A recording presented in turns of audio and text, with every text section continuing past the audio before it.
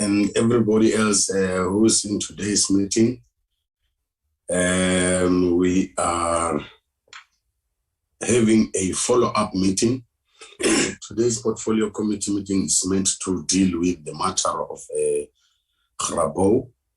We are scheduled to get a briefing by the Minister of Public Works and Infrastructure on the organized land invasion at Knoflokskraal, Grabouw, where we were almost 2 days ago. And we are also scheduled to get a briefing by the Minister of Police on the progress that has been made regarding the investigations on the organized land invasion at the Knoflokskraal site in the Grabouw plantation. That is today's program. And then we will have the briefing by the Minister of Forestry, Fisheries and Environment on the progress. I guess it is on the organized land invasion. So all these briefings that we are scheduled to receive are relate to the matter of Knoflokskraal in Grabouw. I am told that the department is led by the Minister of Public Works, Honorable Delil. The Department of Police is led by the Minister of Police, Honorable Etele. And both the deputy, I know that there is Deputy Minister Kivit. I'm told she's also here. Minister Matale, Deputy Minister Matale, and I'm not too sure if Deputy Minister Sochu is here, but this is her home. Yes, she's here. This is her home, so we don't really need to welcome her home. She's always here. I know that the department is led by the Department of Forestry, Fisheries and Environment is led by the Director General, Ms. Shabalala. The Forestry Branch, the DDG, Ms. Notada. The Director of Forestry and Natural Resources, Mr. Cyril Ndou. From the head office of the Deputy Minister is Ms. Hani. All the PLOs, the ACD, Ms. Maestri, Mr. Mguni, Mr. Nana, and Nicholas is here. It's also his home. We don't really have to welcome him. And Buisam Ndibongo, she's also here. I'm also told that from the Department of Infrastructure, Public Works and Infrastructure. And me, Chair, another fish that doesn't have to be thanked for swimming? No, never. I'm never going to recognize you, Minister. Yeah, and of course yourself, you will register your presence, Honorable Chrissy. The Department of Public Works and Infrastructure, the Acting Director General there is Dr. Moemi Ali, Ms. Naledi Nyeleti Makubele, the DDG for Real Estate Management, Mr. Christopher Makoba, the Chief Director of Legal Services, and the Regional Manager for the Cape Town region is Ms. Pumeka Penga.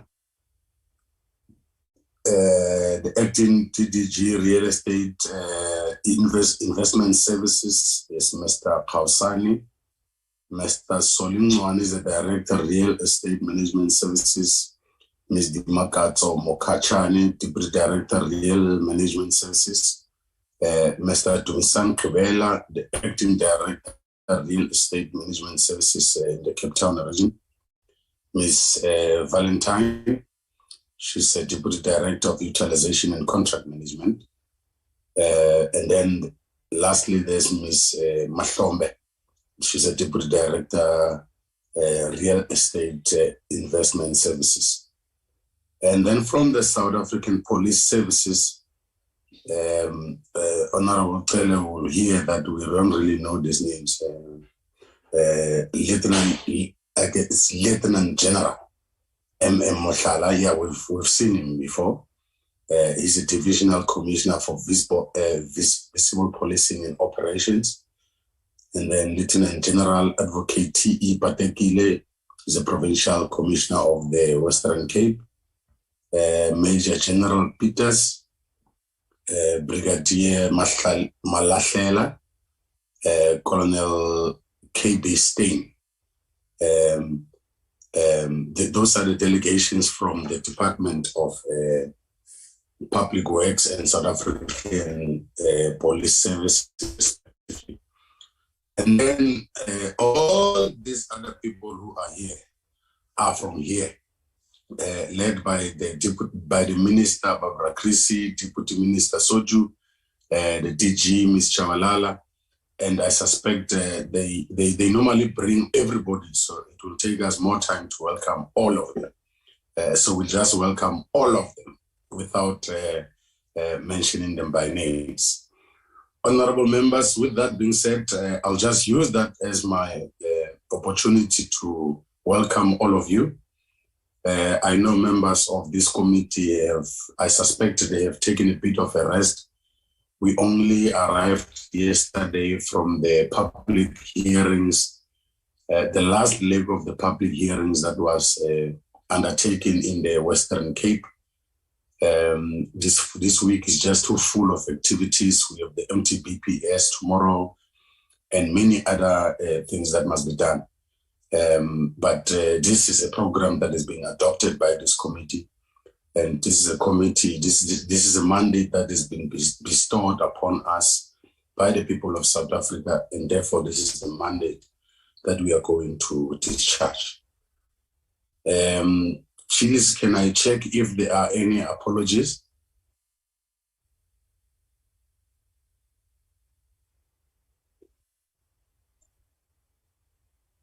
Thank you, Mr. Matisse. And the apology that I have is that of Chair. And I see under the delegation list that you are reading, Honorable Cela won't be with us. Deputy Minister Castle, what is his name? Yes, Matal won't be with us, and Deputy Minister Kivet.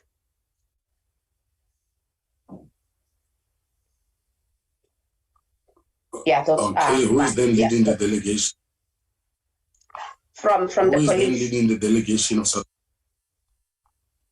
I think it will be General Mohlala. Okay, I will leave that to the wisdom of the committee. Are you then saying from the Department of Public Works as read, are they all here? Minister Delil is in the meeting, Chair. Okay, I guess Minister Delil will then lead the delegation and tell us if from her part she has any apologies. Honorable members, can we then adopt the agenda as presented, as flighted? Please flight the agenda. Chair, this is Kanjo. I move for the adoption of the agenda. Okay. I second it, Honorable Mbata. Okay, thank you very much, Honorable Kanjo and Honorable Mbata. The agenda has been adopted as presented. So that is how it's flighted, Honorable members. We will take the briefing by the Minister of Public Works and Infrastructure. We'll have an opportunity to engage with the presentation. And then we will have a briefing by the Minister of Police. Now, I'm told it will be led by General Mohlala. We will then take questions and lastly receive a briefing from Minister of Home, which is the Minister of Forestry, Fisheries and Environment. The agenda having been adopted, it is great pleasure, Honorable Minister of Public Works and Infrastructure. Welcome to a meeting of the Portfolio Committee of Forestry, Fisheries and Environment. I now invite you to give us an overview of what has been taking place in public works in Knoflokskraal. Minister Delil. Thank you and good morning, Honourable Chairperson, Honourable Members, Minister Krisi, the Minister of Police. I want to inform you that we do have Dr. Alec Moemi, who is the Acting Director General. He is present. Ms. Naleti Nkobela is also present. And then Christopher Magoba, the Chief Director, Legal Services. And then our regional manager, Mrs. Penka.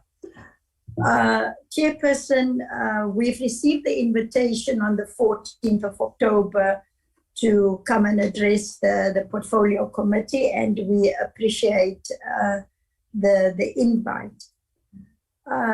Just to inform the committee that in total, the number of land invasions in the Western Cape, the total Western Cape that we are dealing, it's just over 20 land invasions all over the province. For today, we've been asked to address the committee on the Knoflokskraal organized land invasion. And I will ask the Acting Director General, Chairperson, without any waste of time, to do the presentation through you, Chairperson. Thank you.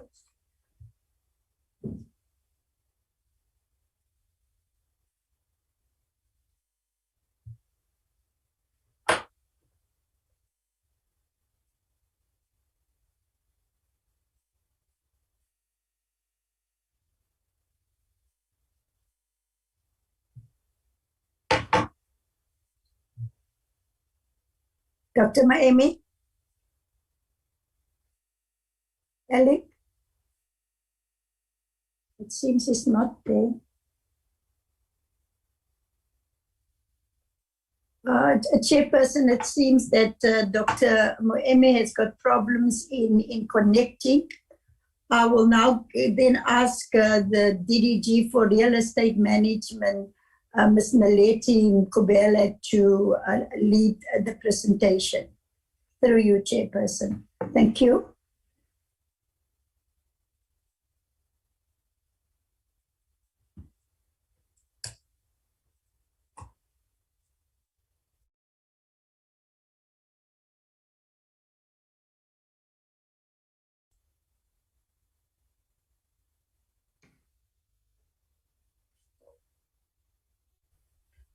Good morning, Honourable Chairperson and Honourable Ministers that are present here today. Minister, I hate doing this to you, but if in the absence of Dr. Moemi, the regional manager is the most suitable person because these are happening in her regional office.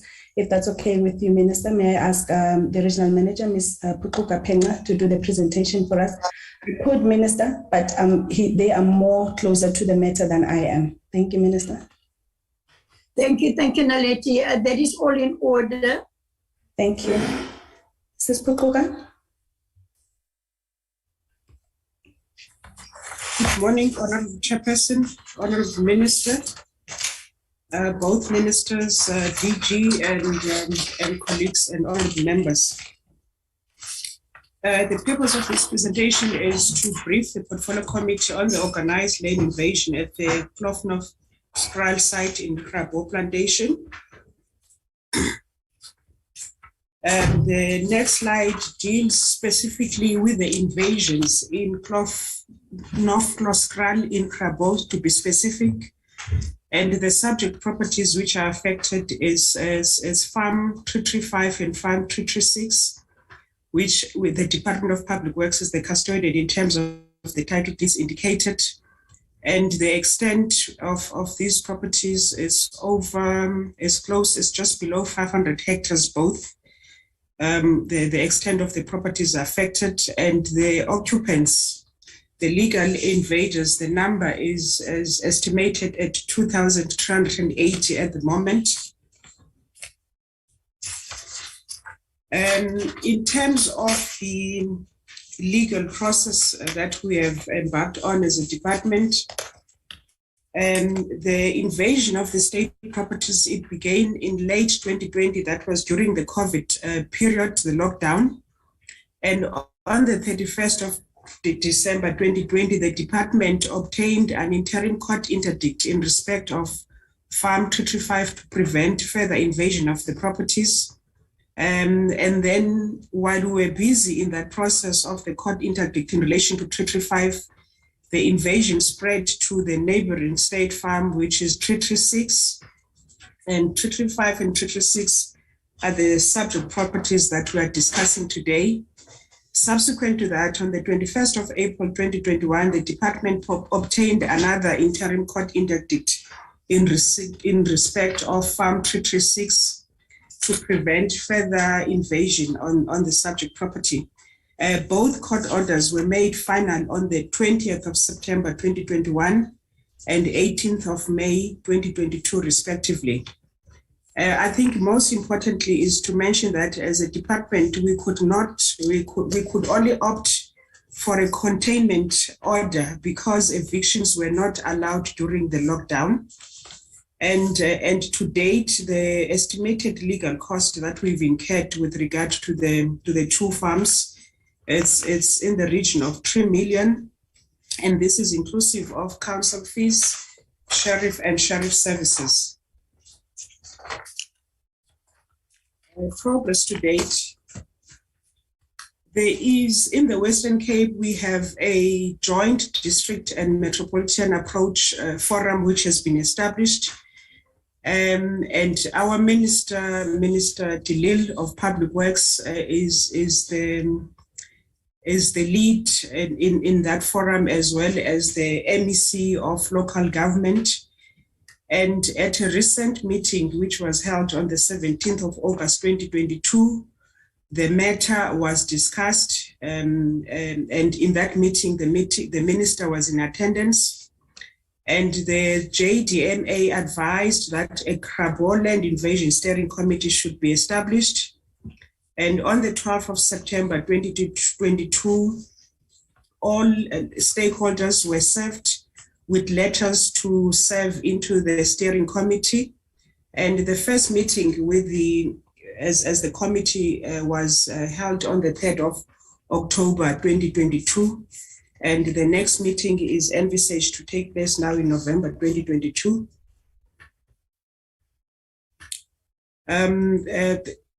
Most importantly is to note that we have established maybe before I get to the conclusion, is that we've established the steering committee to deal specifically with the invasion in Grabouw. And the idea is to come up with workable solutions. And we are working with partnership with all the stakeholders, which is your Department of Environmental Affairs and Forestry. We are working with the municipality. We are also working with the local municipality. We are also working with the district municipality, the Overberg district municipality, and the specific municipality where the invasion is taking place is Stievaterskloof. We are also working with the police. We are also working with the Department of Local Government in the province. So those discussions have started, and we are looking at how best to deal and resolve the invasion, and also maybe to deal with also other invasions that are happening in that area. So a strategy will then be presented to the JDM, which I've already spoken to, which is the Joint District and Metropolitan Approach, which is under the guidance and leadership of our minister and the MEC of local government in the province, MEC Pradel. In terms of progress to date, where are we now? Okay, can we get to the next slide, the conclusion? In concluding, the Department of Public Works, Minister Patricia de Lille has met with the Western Cape Minister of Local Government, Environmental Affairs and Development and Planning, Mr. Anton Bredel, on Thursday, 18th of October. In that meeting, it was agreed that the Western Cape Premier will convene a meeting with the principals of the affected departments within the next 2 weeks. It is recommended, therefore, that the committee knows the presentation of the Department of Public Works and Infrastructure. Thank you, Chairperson.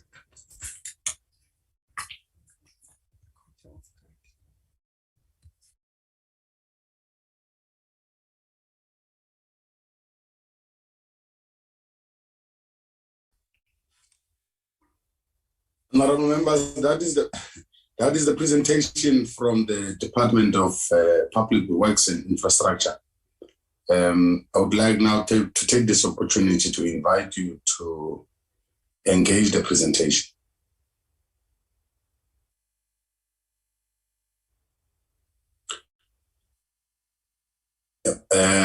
We'll take Honorable Phillips. We'll take Honorable Paulsen. Let me just check something quickly. Samantha, who is Samantha Murray? Samantha Gray-Murray. She is.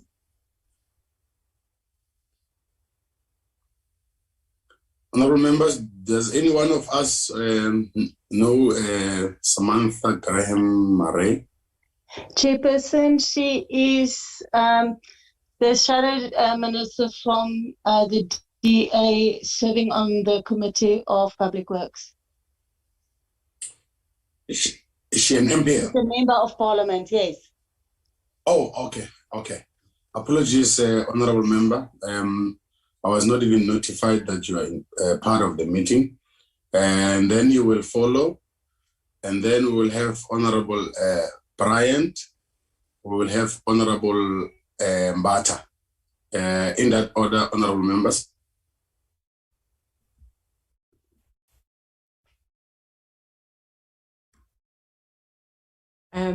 Good morning, everyone, and thank you so much, Chair, and thank you for the presentation.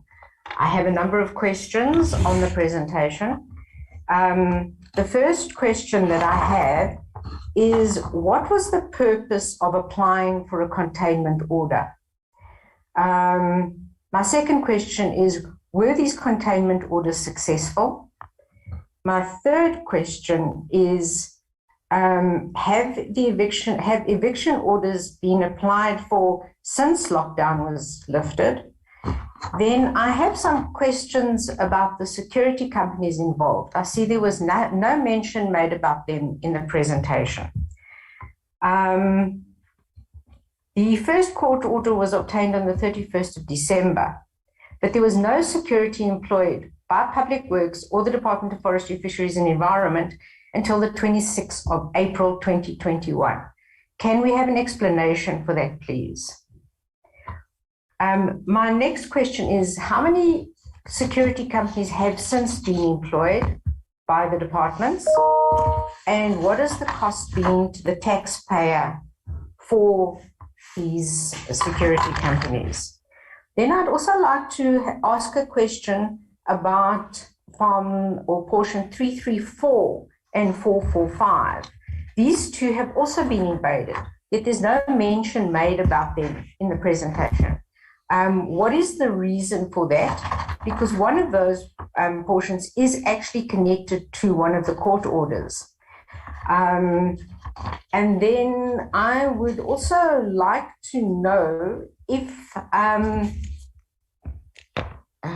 sorry, I've just lost my other question for now.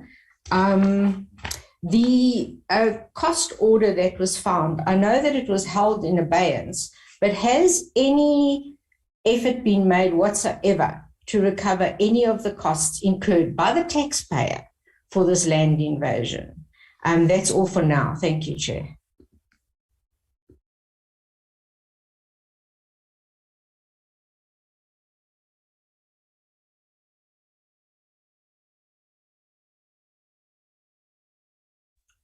Thank you, Honorable Phillips. In that order, Honorable Murray, Graham Murray. Chair? Yeah, it was Nazir Paulsen first, Honorable Paulsen first. Proceed, Honorable Paulsen, no problem. Thank you very much, Chair. Chairperson, I just want to draw us back to a case, Mrs. Grootboom of the Grootboom matter, and I think this is a landmark case, because it gives us guidance here, in the Constitutional Court's view on matters like the one in Knoflokskraal. And Chair, in the Grootboom case, it was cited that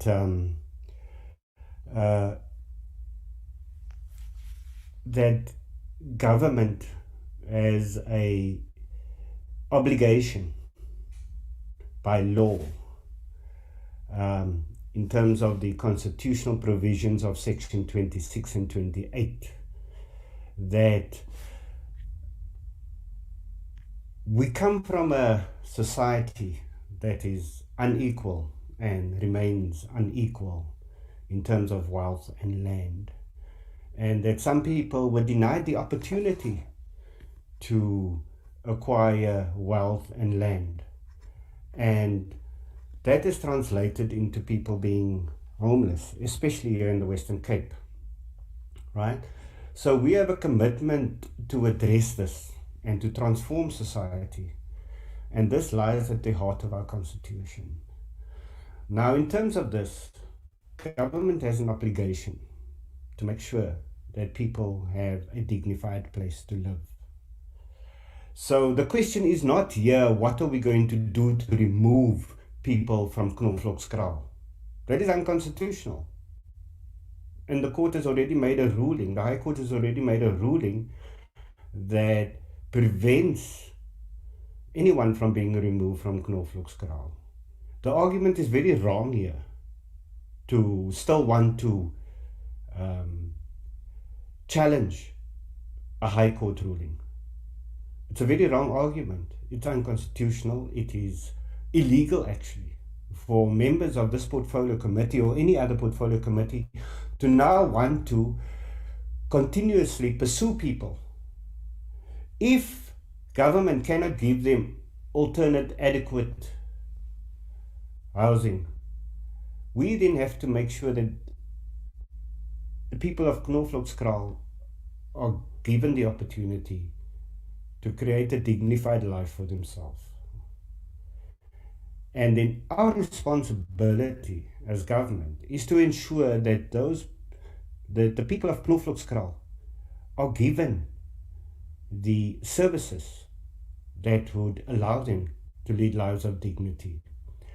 So I want to know what provisions are being made to ensure that the people of Knoflokskraal will be given and will stop being harassed by counter-revolutionary forces who do not want to see equality in South Africa. What is being done to end that? To stop people from harassing the people of Knoflokskraal, to make them feel like they are the ones that are alien to this country, because they're not. They belong here.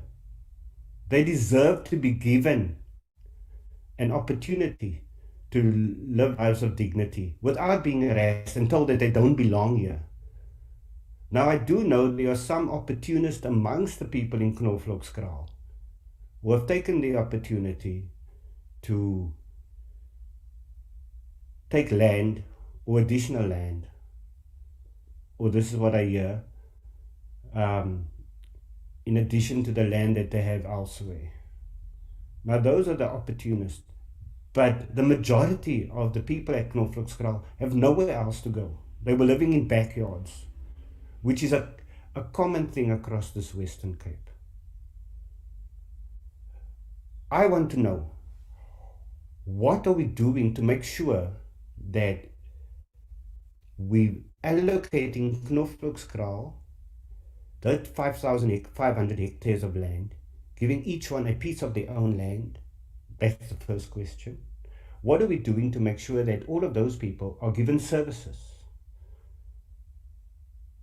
trunk services, electricity, water and sanitation.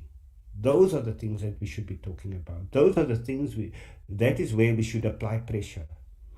Not applying pressure to a court to rescind a decision of court. That's not going to happen. We will oppose it with everything we got, legally and physically, if we have to stand between the police and the people of Knoflokskraal. I want to know, what are we doing to assist those people to create the lives that they deserve as citizens of this country, as enshrined, a right that is enshrined in this constitution. And I must say the court has dealt decisively with this matter. Let's address how many more people can we accommodate in Knoflokskraal. People who are homeless and landless. There's 500 hectares. There's 2,380 people living there. How many families are those? How many households? And how many opportunities further exist at Knoflokskraal? This should be an example as to how government is accommodating or not accommodating, taking care of the people of this country, which is its responsibility. Those are the matters I want responded to here. Not how we are going to remove the people of Knoflokskraal. And if there's someone who's got excess land next door, that person must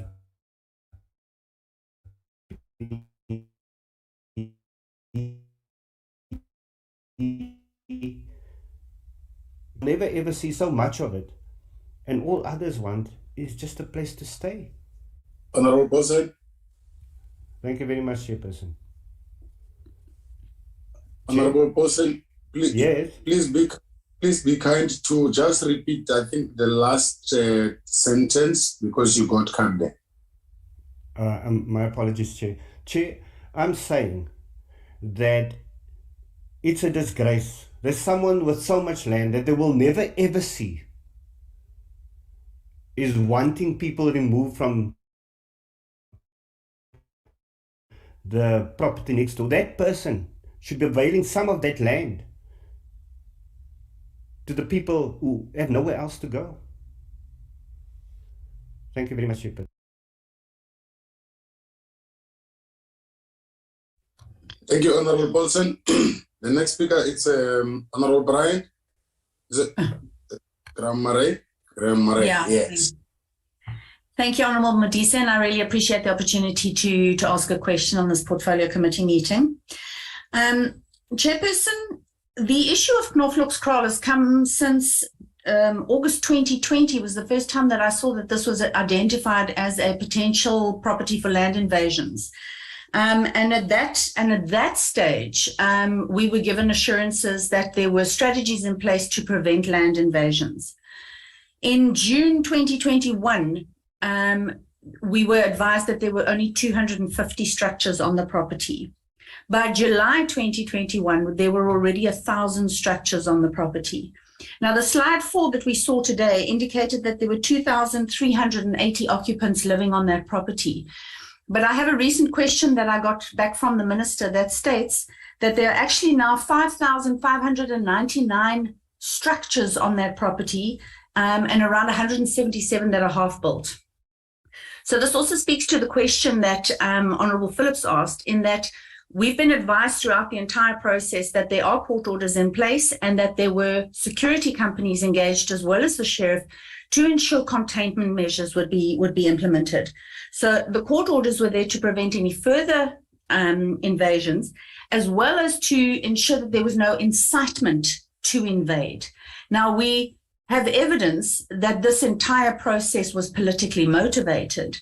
I wrote to the minister about that last year, never received a response. I asked the minister a question about it in an oral question session. The response was very limited in scope.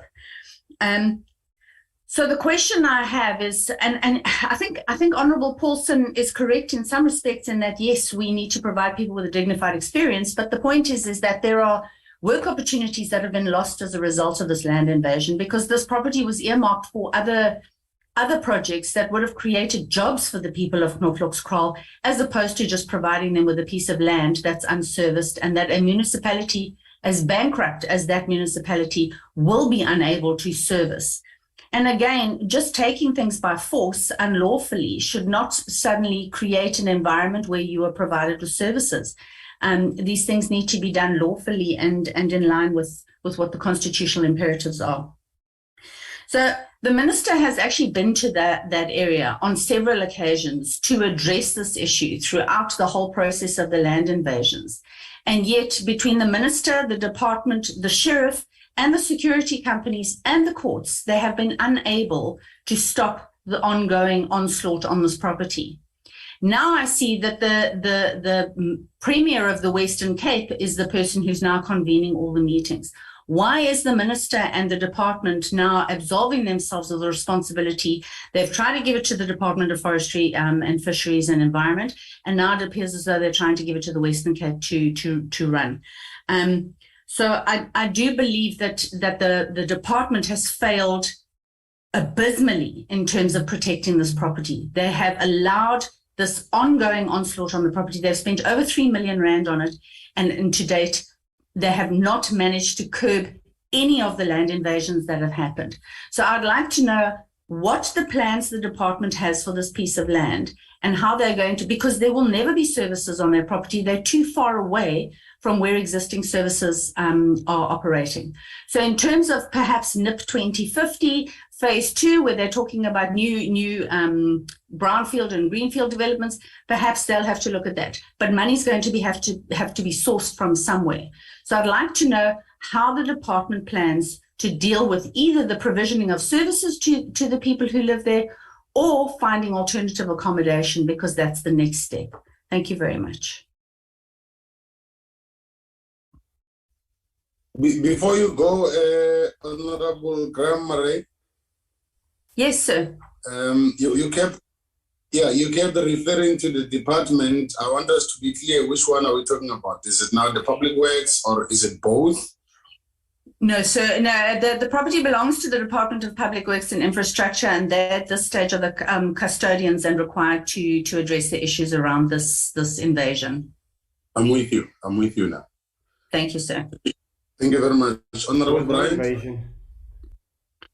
Thank you very much, Chairperson.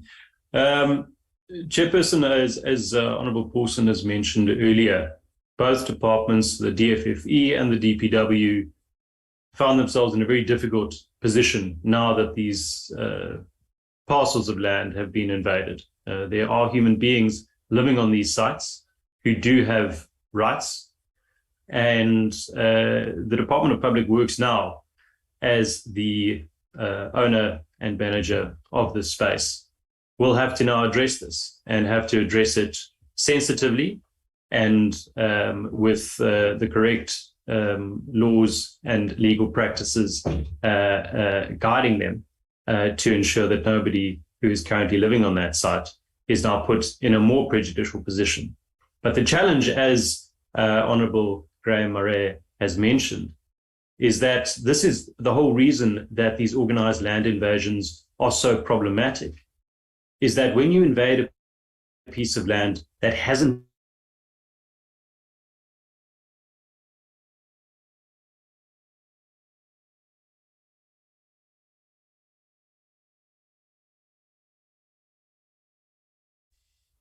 Am I the only one who lost Honorable Brian? No, it's not only you, all of us. I suspect he's frozen somehow. It's the second portfolio committee that I observe these tendencies when I have to work on these gadgets. Honorable Brian?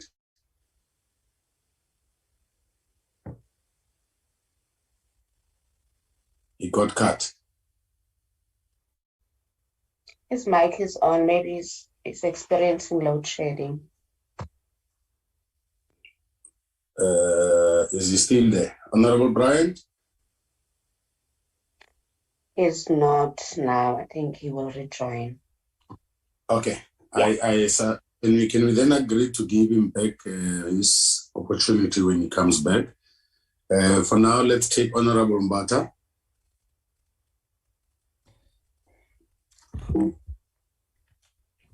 Thank you, Chairperson. Greetings all in the meeting. I have some few questions.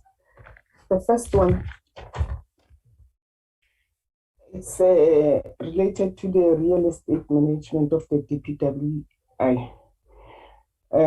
How does the Department of Real Estate Management within the DPWI manage all state property to avoid land invasion? Do they have a strategy of such?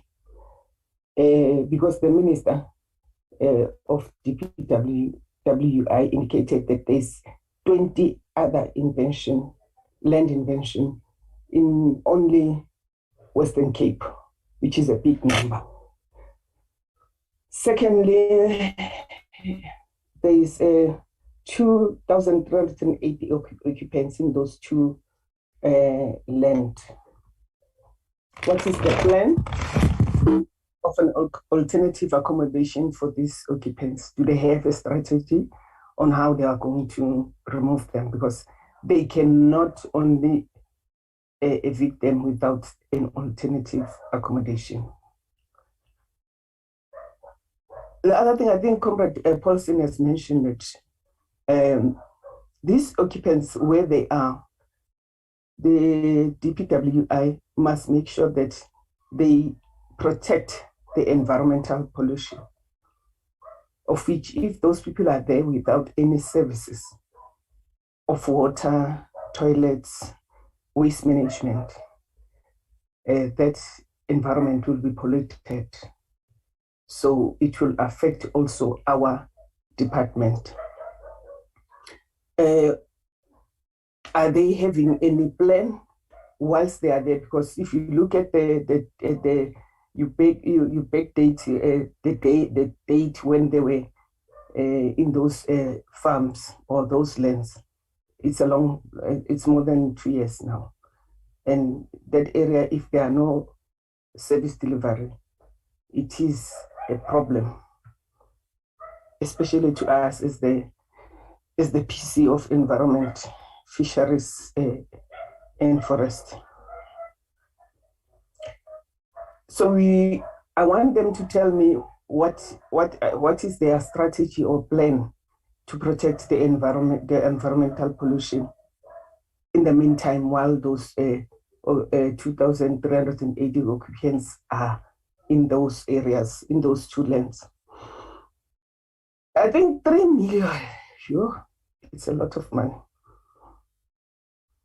And this money can be used fruitful by the Department of DPWI if they develop a plan and strategy to avoid this land invasion.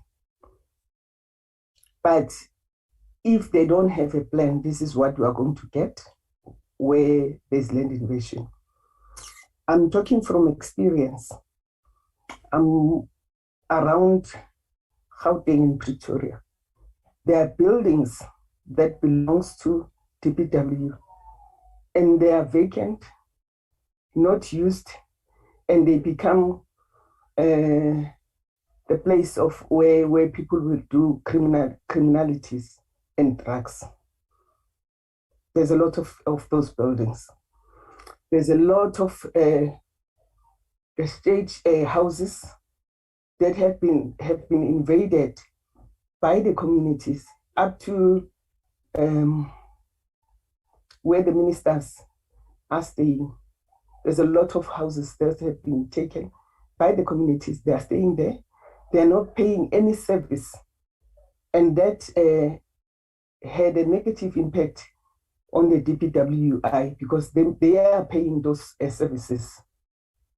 It's not only at in those areas around what is this Pretoria West. There's lots of houses. They are being invaded, and how it affects the service delivery. You find that they invade one house, and then they divide it into portions. They have more occupants there, and they build extra houses. In one property, you can have 20 families or 30 families. and the money doesn't go to DPWI. It goes directly to those criminals. So we have a serious problem, DPWI. What other departments has the DPWI involved to resolve such land invasion?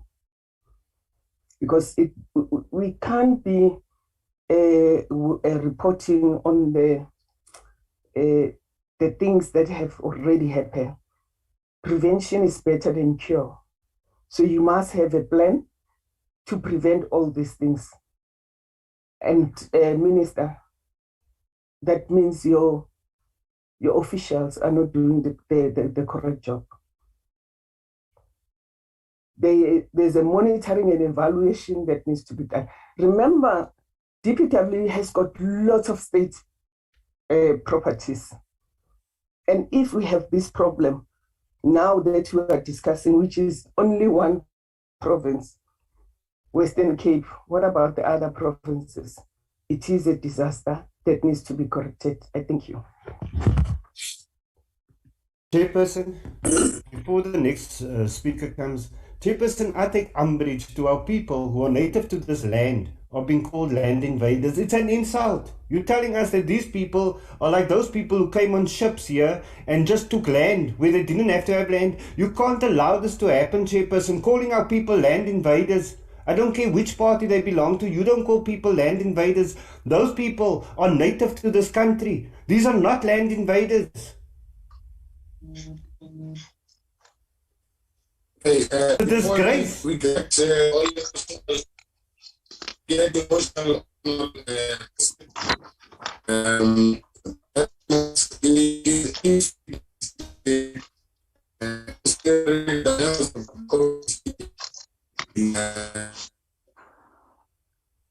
We can hear, Chair. Your connection.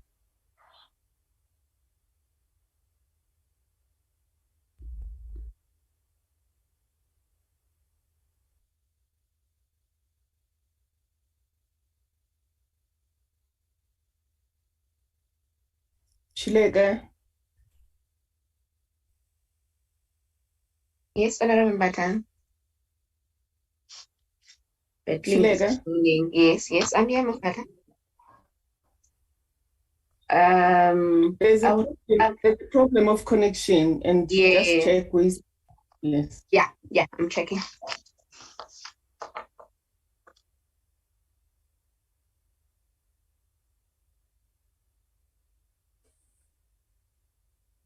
Am I audible, honorable members?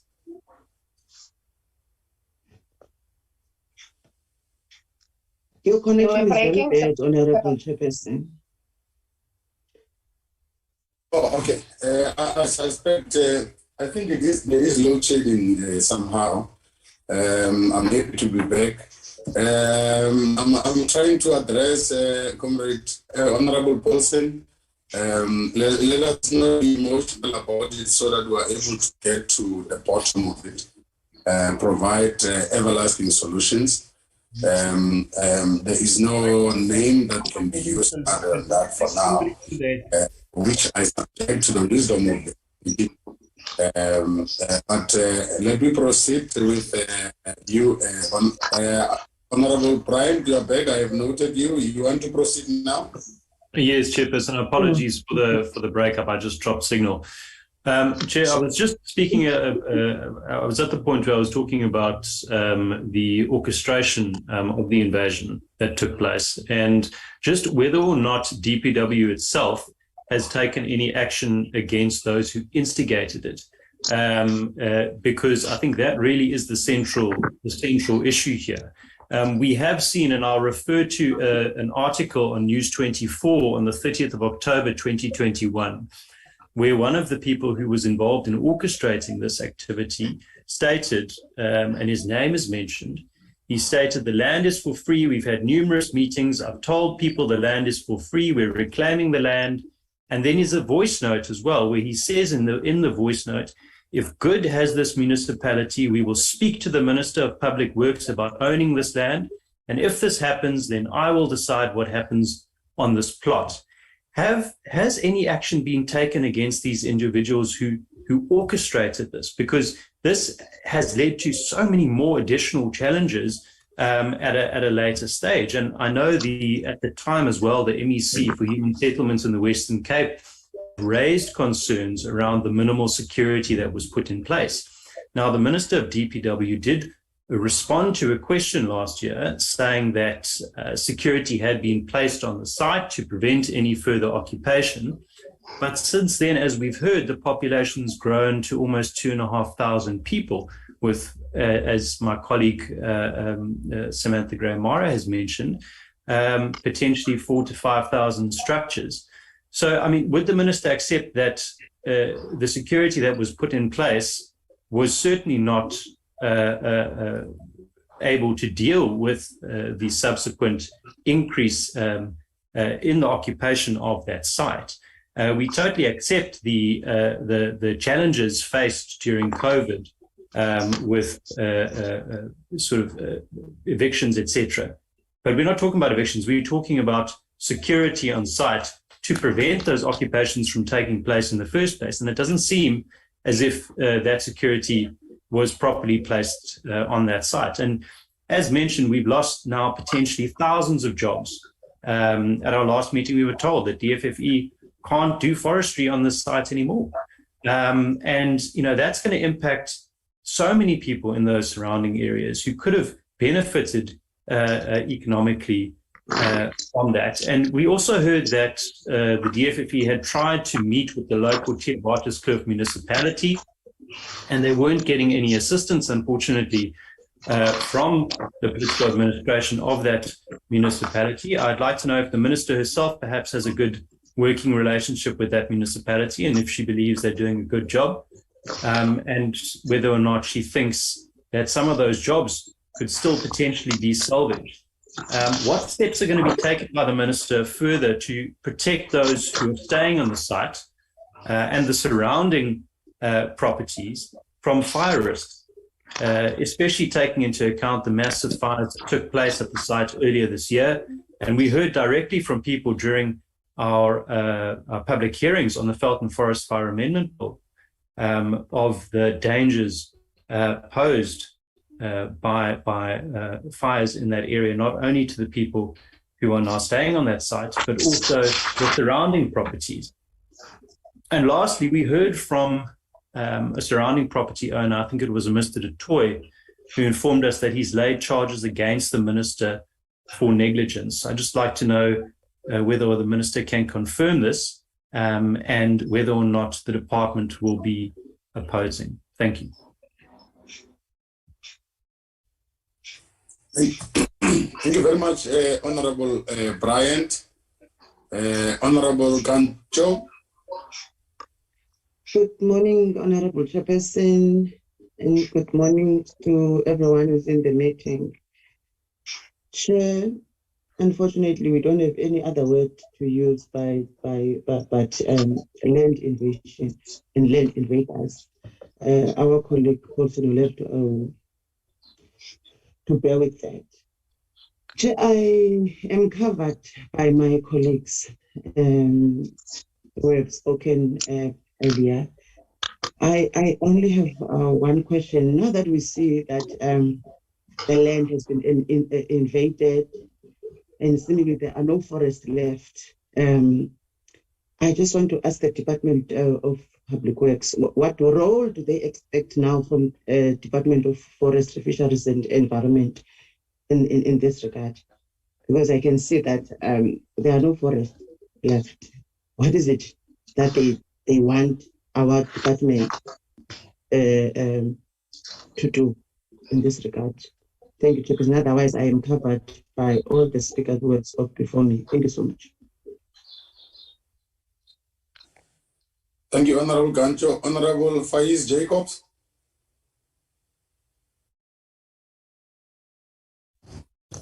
Thank you, Chair, and greetings to everybody on the platform. I'm normally not in this portfolio committee, but thanks for giving me the opportunity to just say a few words. Chair, I think this is a very important debate that we're having, and a lot of speakers have spoken before me. I think if the state has failed to deliver on our people, then you'll see people take things in their own hands. Chair, let me just say up front that we're not happy with the cooperative governance arrangements that was reported to us this morning.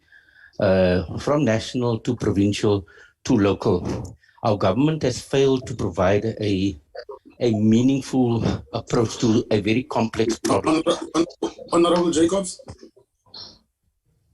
Honorable Chair, Jacobs? can you hear me? Chair, can you hear me? Yeah, please hold on 1 second. Honorable Weber, please switch your mic off. Okay. Thank you very much. I apologize, Honorable Jacobs. Please proceed. Thank you, Chair. I was trying to do an introduction. I was saying that my first point is that the intergovernment cooperative relationship between national, provincial, and the local government in the Western Cape has failed our people to provide a meaningful solution to a very complex problem. I'm not happy that the Premier is just kicking for touch. We're not getting proper answers even from our national departments. So this is a complex problem. We can't do the ostrich in the head solution. We need to find a meaningful solution to deal with this. We have now just recently passed the expropriation bill. And I think for us, this is going to be a test how we're going to deal with land. Land is an emotive issue, is a historical injustice issue. And I think we broadly share the sentiments of Honourable Member Paulson. But I think we also need to work within the constitutional framework, and we also need to move away from the criminality that is there. We can't criminalize our poor, we can't criminalize the homeless, but at the same time, we need to work within the framework. And we're not getting a sense that our government department that's meant to deal with this has a solution. Chair, I think if you know the Western Cape, we know that the ruling party there, the DA, both in the province and in most municipalities, are criminalizing the poor or evicting people from land and not providing alternative solutions. So it's not surprising that a lot of the DA members are talking about security. But I think the big challenge is, and they must realize, the time of having islands of prosperity in seas of misery and poverty is over. If we're not going to deal with the challenges that face our people, it's a ticking time bomb. So I'm appealing to all the political parties on this platform and also in government, especially the ruling party in the Western Cape. Let's not pretend there is a problem. You have vast tracts of land owned by individuals that's laying fallow, and we need an audit. We've got an audit of all the land. We're also asking our national government to have political will, to have a decisive approach. We need to identify those tracts of land, and we must have a list of land that's going to be released for affordable housing. Because if we don't have a plan, like my colleagues are saying now, then people are going to continue to take land. Because land provides security, it provides opportunities, and those opportunities have been denied by the majority of people for a long time. So Chair, I'm asking our national leaders and the provincial government to come to the party. They must go back to the drawing boards and say to us, what is a lasting solution there? If they're going to move the people, what is the alternative? We also need to have a long-term plan of identifying land in all our townships and getting meaningful plans for housing and human settlements in our area. It's not only in Grabouw. I think this problem is a provincial and a national problem. So I think we need lasting solutions on this matter. I'm appealing to our DA members here. Stop focusing on securing and securitizing white privilege. Those days are over. We need to also look at maximizing opportunities for all our people. We're not representing a small elite or privileged class of our community. We need to get people to compromise. We need to get people to make provisions and deal with the legacies of the apartheid past. So those are some of my comments, Chair. Thank you. Thank you very much, Honorable Jacobs. Honorable Paulson, is that an old hand? Before you come in, Honorable, okay, let's get first the response. Is that an old hand, Honorable Paulson? No, I appreciate the Honorable Jacob's inputs, Chairperson, and I think, my brother, you must speak to your colleagues in the ANC. We still have the worst vocabulary being used to describe our people who only want to live lives of dignity. To call them land invaders, it's an insult. Those people were born here. They have no other ancestry other than being African. To call people of this native to this land, who know no other land, as land invaders is an insult. And I will not have anyone come and continue and not be held in check. And I don't care whether you're in the ANC or the DA, you don't refer to our people as land invaders, unless they're not your people. I'm not going to have that continue here, Chairperson. It's not going to continue. Not while I'm here. There's not going to be someone that calls people who go and find a piece of land because they got nowhere else to go, in their own land, the land of their ancestors, the land of their birth, to call them land invaders. It's disgusting. I would hang my head in shame. Thank you very much, Chairperson. Before you go, Honorable Paulson, for purposes of this meeting, can you kindly assist us with the vocabulary? Because we're discussing a very emotive matter here, a matter of Section 25, which belongs essentially to another committee. I don't want us to lose focus, and I don't want anybody to be emotional about this discussion. But for purposes of this discussion, can you assist us with a better vocab? We are land, Chairperson, and Grabouw. We are going for every area where there's vacant land, whether it's Bishop's Court, whether it's Camps Bay, whether it's Stanton, whether it's Houghton. We are going for land everywhere. We are people want land, we will get land. Okay, honorable members, come down. Please come down, all of you. Honorable, you cannot allow us to be abused by honorable person. You cannot allow us to be abused by honorable person because he is out of order. You must just give us the name that we can use in this meeting. We said land occupation because we're going to be occupying land everywhere. Okay, honorable person, let me chair the meeting. Fine, now. Thank you. Let me chair for now. Thank you, honorable members. I apologize. Honorable Weber. Chair, thank you. Just on the discussion now, I do want to remind us all that we're democratic and that we all have our views. This is sensitive, and I think we all are fighting for the same thing. We do want people to have land. Unfortunately, when one takes land that doesn't belong to you, that is a land invasion. And then lastly, I just want the gentleman that spoke before, Mr. Paulson, I just would like to remind him, or maybe he doesn't know it, that the provincial government of the Western Cape have already distributed 62% of their land already to previously disadvantaged people, which are making successful businesses and farming and everything with it. And so I would like us, Chair, with your permission, to focus on what we're talking about now. We're not taking governments or anything on. We just, it's not the platform to discuss party politics. I just wanted to remind them of that. Thank you, Chair.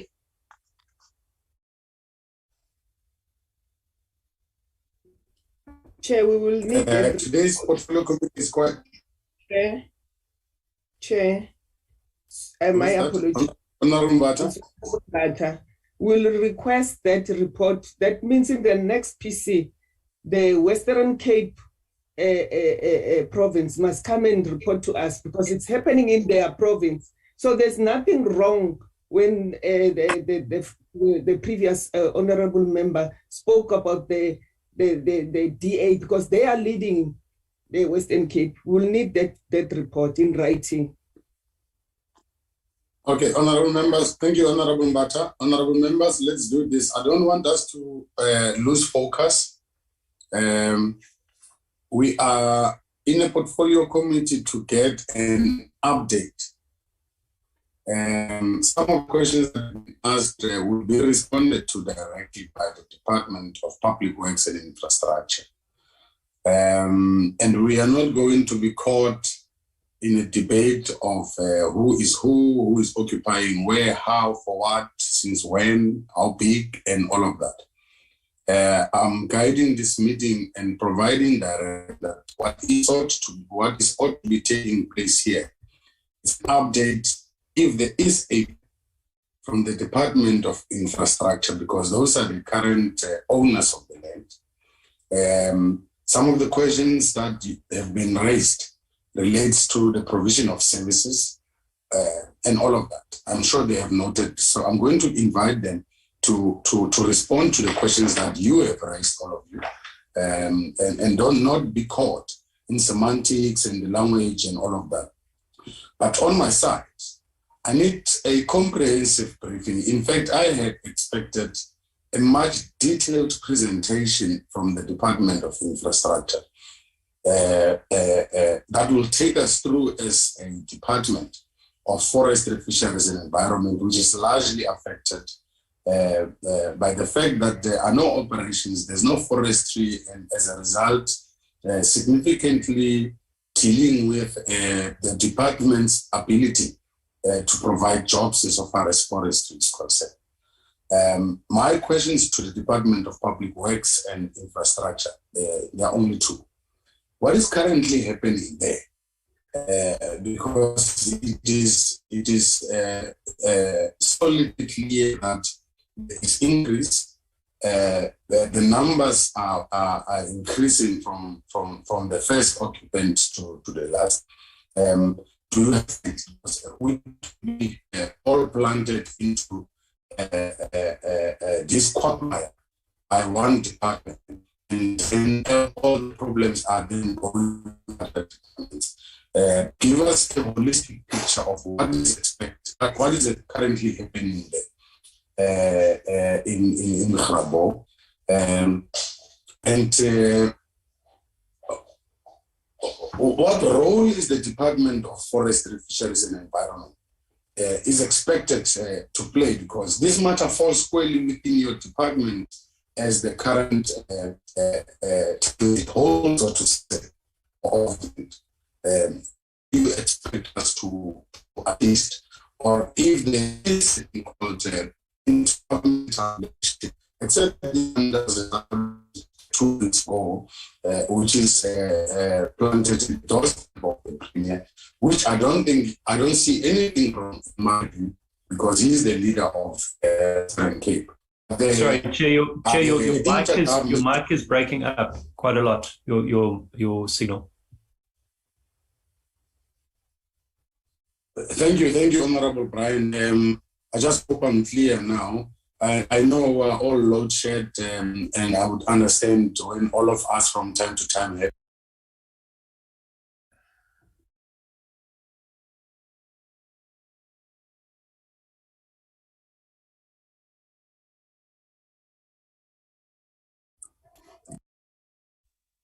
Chair.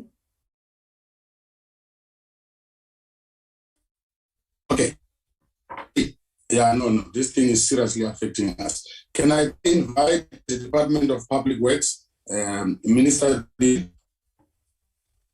Thank you, Honorable Chairperson. If I can get permission also to switch off my video, my network is not very stable this morning. Thank you, Honorable Chair and Honorable Members, for the questions. I will make a few general comments, and then I will ask the regional office also to respond to some of the details. If I can start with the purpose of today's meeting, where we were requested to give the portfolio committee on what is called the Knoflokskraal. And the action that we have taken so far, including legal and other, was for those 2 urban that we have put in our presentation.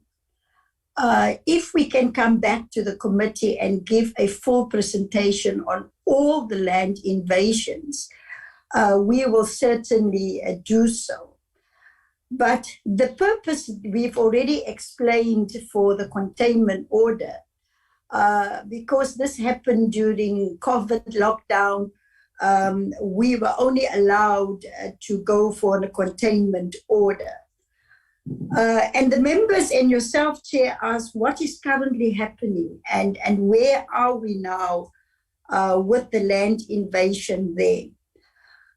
Just an example of other land invasions, you know, where we are working together with the municipalities, with the provincial government, because at the moment you speak about eviction orders, the issue of alternative accommodation comes in. And therefore, we engage first with the municipalities and the provincial government to say, if we go for an eviction order, do you have alternative land? Also, in terms of land, the Public Works and Infrastructure Department, on our immovable asset register, Honorable Chairperson, we are the custodian of national-owned land. Then you've got an immovable asset register of land that's in the custodianship of the provincial government that Honorable Faiz is referring to. And then you also have land that's in the ownership of the municipalities.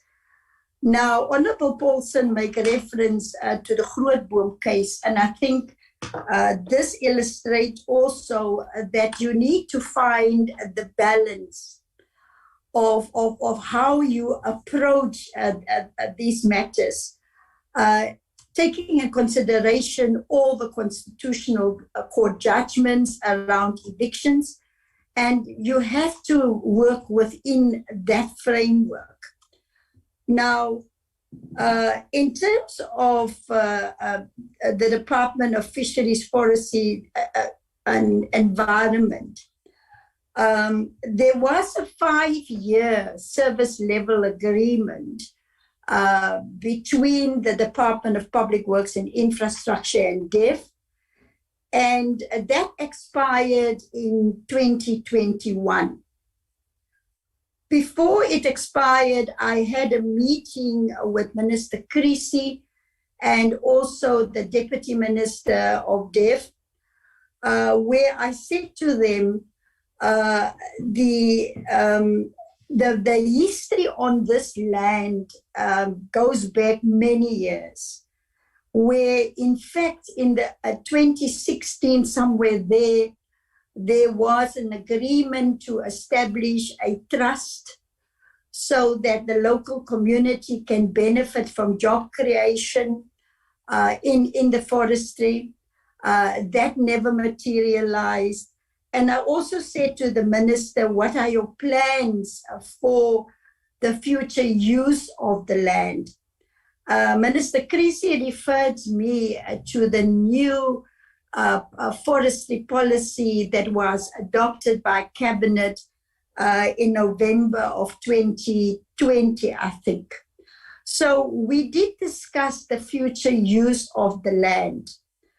Now, what is also happened is that the community has also taken another initiative called the Mediation Forum. It's led by a person, Mr. Bram Hanako, where they brought the churches, the communities, the municipalities, the farmers, and everybody together, where they have made certain proposals as to what they see the land could be used for.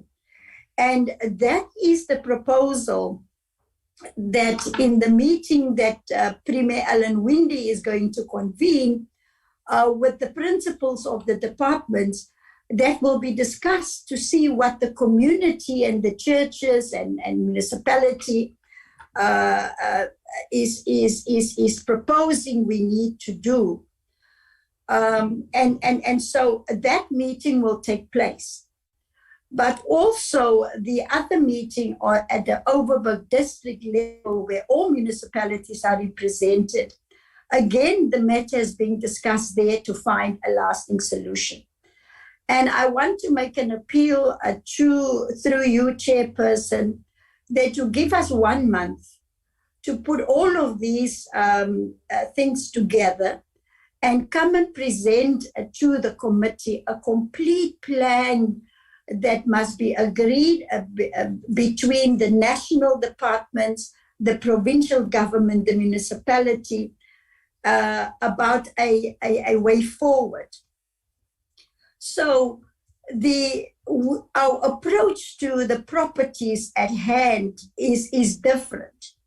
We are now looking at the other properties that have also been invaded, and our legal team has begun to draft some proposals as to how to deal with this. But like Honorable Brian said, we must address this in a sensible manner. And I want to appeal to any member of the public or any member of parliament that has got evidence of instigation of people who are driving this. I've said it many times before that evidence must be given to the police, and the police must investigate, because the police is also part of the community forum that is being established, and we are working closely with the police and this sheriff, yes. So when we meet as the principals, that will include myself, Minister Barbara Creasy, the Premier of the Western Cape, MEC Bradell, the local municipality, where we need to give direction to the mediation forum that is being established and engage with them to find a sensible solution. Because in any solution that we are going to come up with, we have to also look at alternative accommodation. Where if the Department of Environmental Affairs say that they still want to use the land for forestry purposes, they must then also come with a plan that say, we plan to use this earth for this and this earth for that. As I've said, that the service level agreement has expired, and if there's a new application for the use of land to by DEF, it must then also be accompanied by a plan, a business plan of what need to happen there. Chairperson, from the Department of Public Works and Infrastructure, we deal with land invasions on a daily basis across the country. But aligned to or linked to the land invasions across the country, there's an interministerial committee that deals with the issue of land restitution, land redistribution, land tenure. And again, when I come back to the committee, I can give you a total of all the land that a National Public Works and Infrastructure has transferred to the Human Settlements Development Agency. It's thousands of hectares for the purpose of human settlements. But having said that, there's also responsibility on all the provincial governments also to use provincial-owned land and municipal-owned land also to release that for human settlements. The issue of charges that's been laid to me, I've never heard of it. The police have not contacted me. It is anybody's right to go to the police and lay charges against anybody. If such charges exist and I'm contacted by the police, I will certainly give them my full cooperation. The plan to protect the environment, because there are no services on the land, that is a very important question that we need to discuss and get some ideas and advice from DEF as to how we can deal with that. Also, in terms of the empty buildings of the Department of Public Works, yes, that is correct. There are a number of these buildings across the country. And from time to time, I do get letters and emails from members of parliament, drawing my attention to some of these buildings. There, Chairperson, what we have done as Public Works, we have come up with a new policy, which is a refurbish, operate, and transfer program. So we have now partnered with the private sector, and the private sector will then assist us to refurbish, to renovate these old buildings, but also to use them. And in return, the department will provide leases of 20 to 25 years. And the department will also, where those buildings are well-located buildings, we will also make sure, that we use the rental space for government departments. So yes, we do have a plan. And I will certainly look forward to the advice from the committee today. As I was saying, that in the next week or so, we will be meeting as the principals. And the reason why we've asked Premier Alan Winde to convene the meeting, because in past meetings, we have agreed already that, such a discussion need to take place, so that the principals can give directions. DEF must say what are their plans with the land. That the province must say what are they doing, what is in their housing plan with the number of people that are on the waiting list. And from that meeting, Chairperson, I can assure you, we will be able to come up with a sensible approach that will be guided by what is in our constitution, and then come and give the committee a feedback. So through you, Chairperson, I can ask the department officials please to respond to the detailed questions. Regional manager, there was the question about security companies and what is the cost of the security companies. But I want to assure members, this is not for a lack of trying to find a solution. Nothing is done deliberately. We've got, like I said, more than 20 land invasions in the Western Cape. And we work together with all the role players to find a solution for that. Chairperson, that would be my general remarks, and then through you, the department can respond. Thank you very much.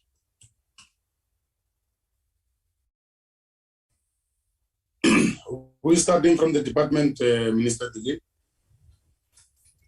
The regional manager. Yes, please proceed.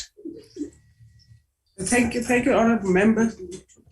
The first question that I'll respond to is as to when the properties were invaded. They were invaded in late 2020, and we did not immediately, deploy security because at the time, I think the invasion was manageable, and we were working very closely with the police from the area. And then it became evident, in the beginning of 2021 that the situation was getting out of hand, and we then deployed security. So as in April, we started deploying security. And the security cost that we've incurred to date, it's 8.4 million. And I must indicate to the committee that the properties in question are massive and vast in extent. We are trying. I think it becomes very difficult to attend to each and every entry point for these properties because of the nature, the vastness of the properties. And another issue was the issue of the strategy on land invasion.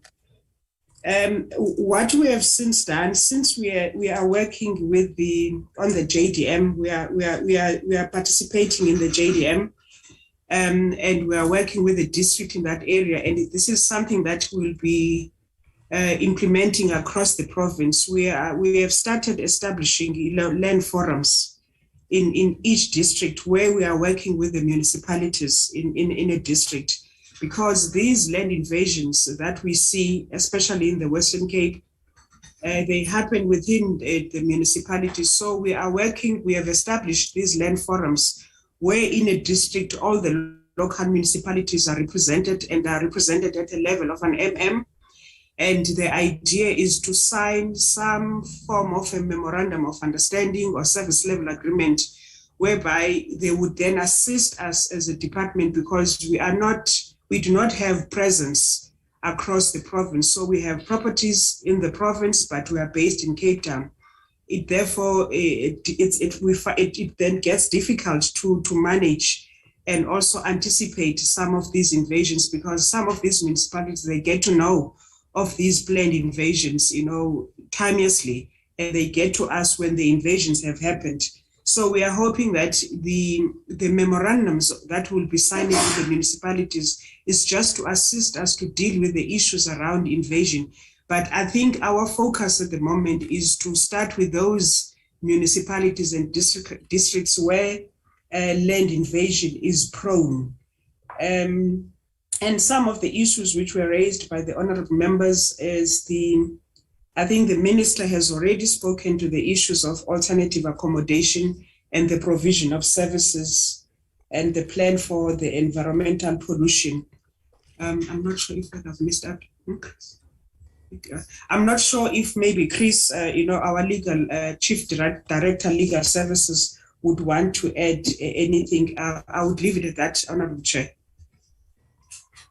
Thank you. Thank you, Honorable Chair. Thank you, Minister. Thank you, Honorable Members. Yes, I will deal with the two questions from Honorable Phillips. The first question was, what is the purpose of containment orders? Containment orders, you will note that at the time when the invasions took place, it was during the hard lockdown 2020. Now, the purpose of containment orders was mainly to prevent further occupations of the land, to document, to do a survey, and provide reports to the departments, just to minimize the numbers rising. However, just as it was reported that the area is consisting of large trees and so on, and there are a number of areas where people move in, it is difficult to manage further movements of people into the area. Now, the sheriff of the court is also assisting there by also providing us with the reports, because they are doing the monitoring. Now, whether this is successful, yes, definitely it is not, but it is minimizing because further invasions are taking place. And the third question was whether, what about evictions? Now, the evictions could not, of course, be considered during hard lockdown. However, as part of the new committee, it is to look at integrated holistic measures, because that would be guided by how the committees deliberate on the issues and they make recommendations to the principals. And of course, evictions could be amongst the recommended measures. Now, on the issue of the cost, indeed, when a court order is issued, there is also an issue of cost, and the state attorney is on top of the issue to recover the costs that have been awarded to the department. However, whether they will be successful recovered is still an issue because some of these occupants are indigenous people. Thank you. I think those were the three questions. Thank you, Chair.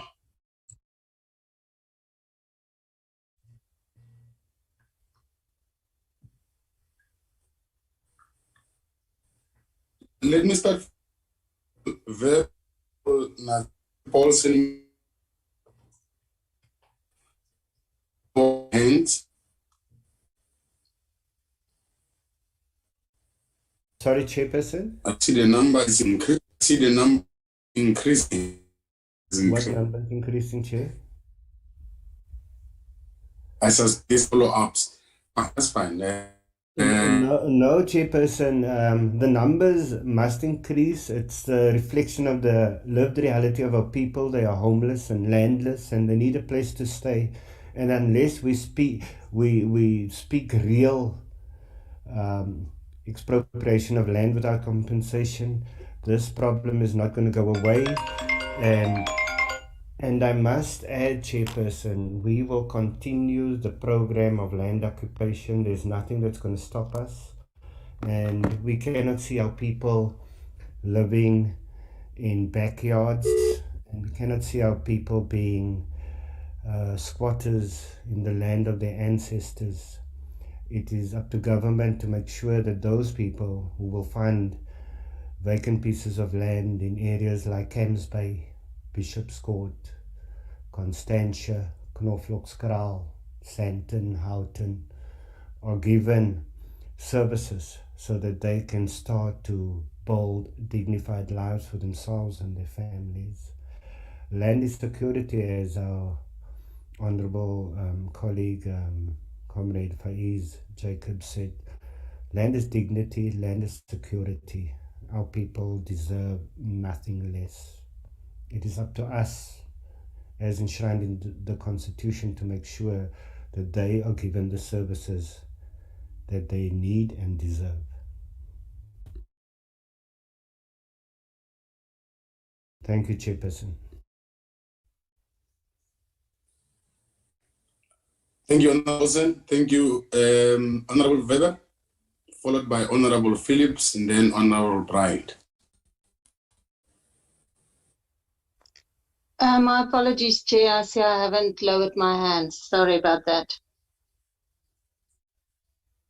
No problem, no problem. Honorable Phillips. Thank you so much, Chair. Thank you. While we absolutely understand the need for addressing injustices of the past, we cannot use criminality to do it. And we also can't cherry pick what parts of the Constitution we actually would like to enforce and what parts we can ignore. So on that, I'd like to know, are there any legal land claims on this land? I'd also like to know how many of these land invaders have got other houses in other places.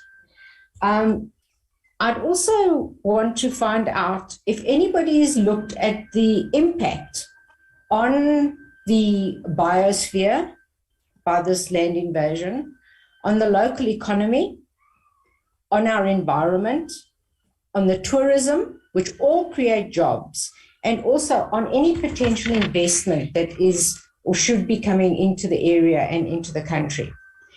And then as a just a comment on the answer to my question about the containment order. I think we can all agree that history has shown that the invasion was not manageable. I also have it on good authority that the police have not at any time played any role in preventing the invasion. What happened to the assets that were chopped down there, the wood, et cetera, that belonged to the taxpayer of South Africa? Was it sold? Did we generate any revenue from it? And then when it comes to actually preventing people from coming in onto the site, there are at present 4 entrances. I have a video showing 5 security guards that we are paying 8.3 million for, I think was the cost, actually standing by and watching a whole house being delivered. This is not just a few building materials. This is a whole house coming past them. They have done nothing whatsoever to contain the invasion. So what is the point of getting a containment order if the minister and her department are either unable or unwilling to actually enforce the containment order? And are the department unwilling or unable to actually protect public assets? Thank you. Thank you, Honourable Phillips. Honourable Bryant. Thanks, Chairperson, and thank you for the answers from the Minister and her officials. I just one follow-up question that wasn't answered. One of the big stumbling blocks that's been identified by DFFE is the Theewaterskloof municipality and the leadership of that municipality in assisting to find remedies and resolutions. I just want to find out if the Minister of DPW has a good working relationship with that municipality and its leadership, and if she is meeting with them on a regular basis or has met with them recently to address some of what seems to be an intransigence on their part. Thank you, Chair.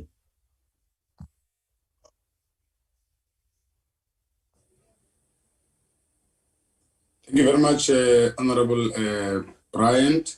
Honourable members, this is the last round for follow-ups, and then we'll make a summary of what happens going forward. Thank you, Chairperson. Chairperson, so I would like to know what is being done to make sure that the people of Knoflokskraal are being given services. Chairperson, and it's ridiculous to suggest that the location of Knoflokskraal prevents them from getting services, because there are even more remote places across this country where privileged white people live, where services are provided, and every effort is made to provide them with services. I want to know what is being done to make sure that bulk services are being provided to our people: electricity, water, sanitation. And none of the ministers or authorities have even bothered to respond to that question. They are more concerned with responding to questions that want to alienate our people from the land. And it is a wrong argument. And I'm telling all those here who feel offended by land occupation, this is as a result of the initial invasion of this land and the dispossession of our people. This is going to be a program of our organization to make sure our people are given land. There's no force, there's no police service in this country that will stop our people from taking land. We've done it in parts of the Free State, Gauteng, KZN. It is now the Western Cape's turn. We are going to be taking land. We are going to be occupying land because there has not been a speedily response to the landlessness of our people. Thank you very much, Chairperson. Chairperson? Honourable Ganjo. I'm sorry, Chair. I am failed by my gadget here. I've been trying to raise my hand. I did not hear their response on my question, Chairperson, with regards to the role that needs to be played by the FFE in this regard. So if they have responded, I'm sorry, maybe I have been cut off by a connection, but I did not hear their response on my question. I would like them to respond. What role do they expect to be played by the FFE in this regard? Thank you. Okay, Honorable Mbata.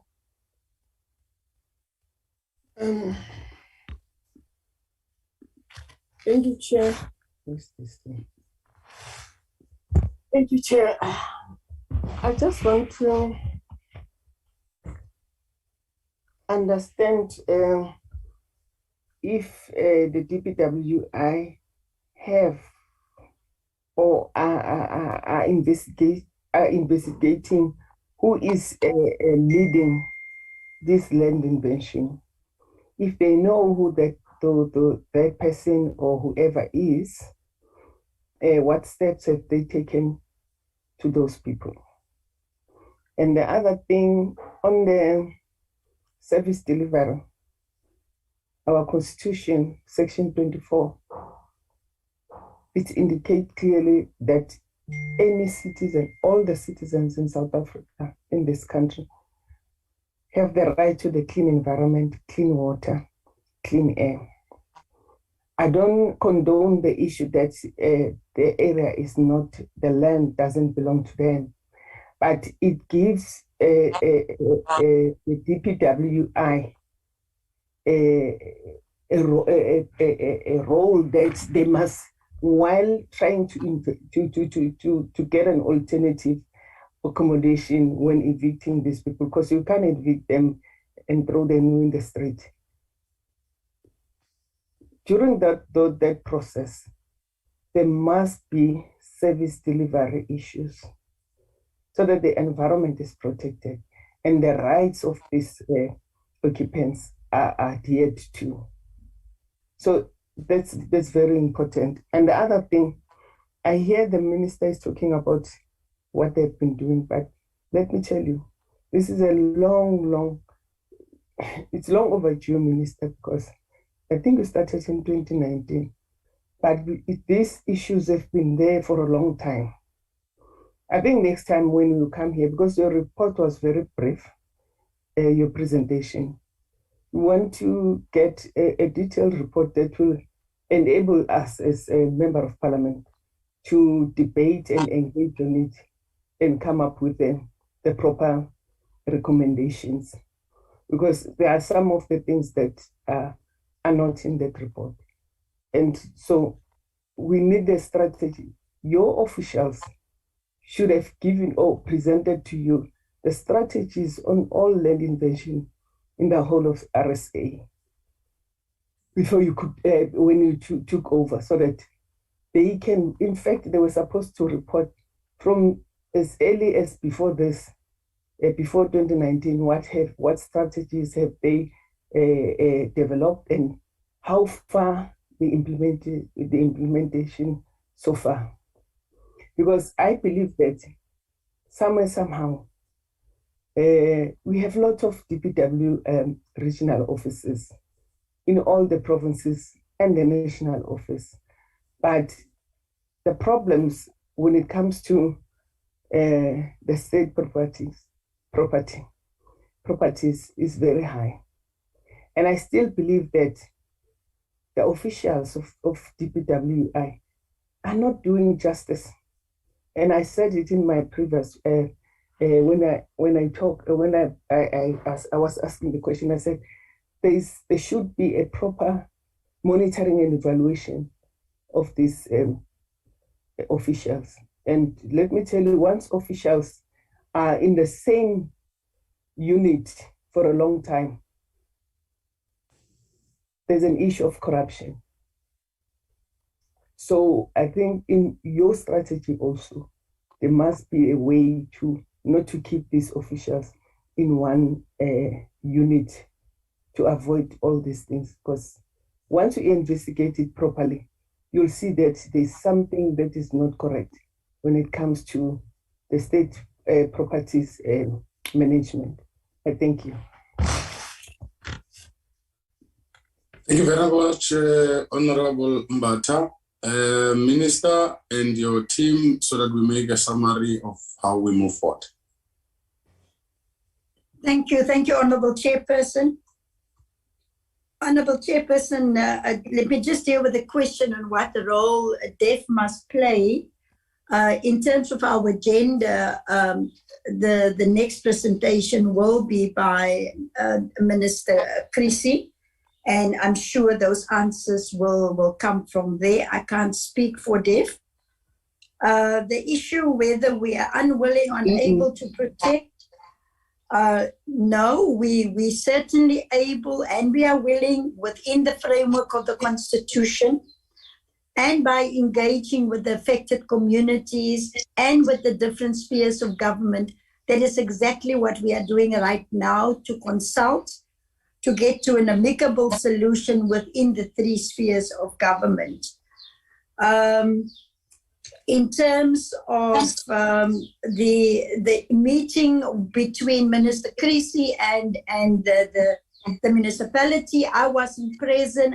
Again, I think that Minister Creasy can respond to that. I didn't get any feedback about such a meeting. In terms of what prevents them from getting services, the role of providing services is with our municipalities. But until such time that we can come to an agreement about the proper usage or the best usage of the said properties, then thereafter the issue of services can be discussed. We also have to do any transfer or any disposal of land to a municipality or to a province should be within the government, GIAMA, the Government Immovable Asset Management Act. So it's all subject to those due processes. The issue whether we are investigating who was leading to land invasions, again, we have advised everybody with any evidence or proof that this is organized, that is instigated, to go to the police. And I'm making that call again, and the police will report later on, also in the same meeting, what they have received. It's not the role of DPWI to do investigations of any alleged offences. It can be dealt with by the police. I agree with Honourable Mbata that this is long overdue. And like I've said, that we are making a good progress and commit Department of Public Works and Infrastructure to come back and report to the committee within 1 month. So the strategies to deal with land invasion in the department, yes, there is such a strategy, but part of the strategy also is to make sure that where any land is under the custodianship of DPWI and the land is meant for human settlement purposes, we do have an arrangement with the Human Settlements Department that while the transfers are taking place, that we give a power of attorney to the Human Settlements Development Agency to go onto the land to start their planning and scoping. And that is to avoid that land that's not occupied get occupied later on. So that is part of our strategy to prevent illegal land invasions. As you know, that you, unless you act within a specified number of hours, you then have to go to court to get an eviction order. And like my regional manager is saying, with the land forums that we have established, the Department of Public Works and Infrastructure will be notified much quicker about any attempt of land invasions, and thereby are in a position to act much, much quicker. Thank you, Chair.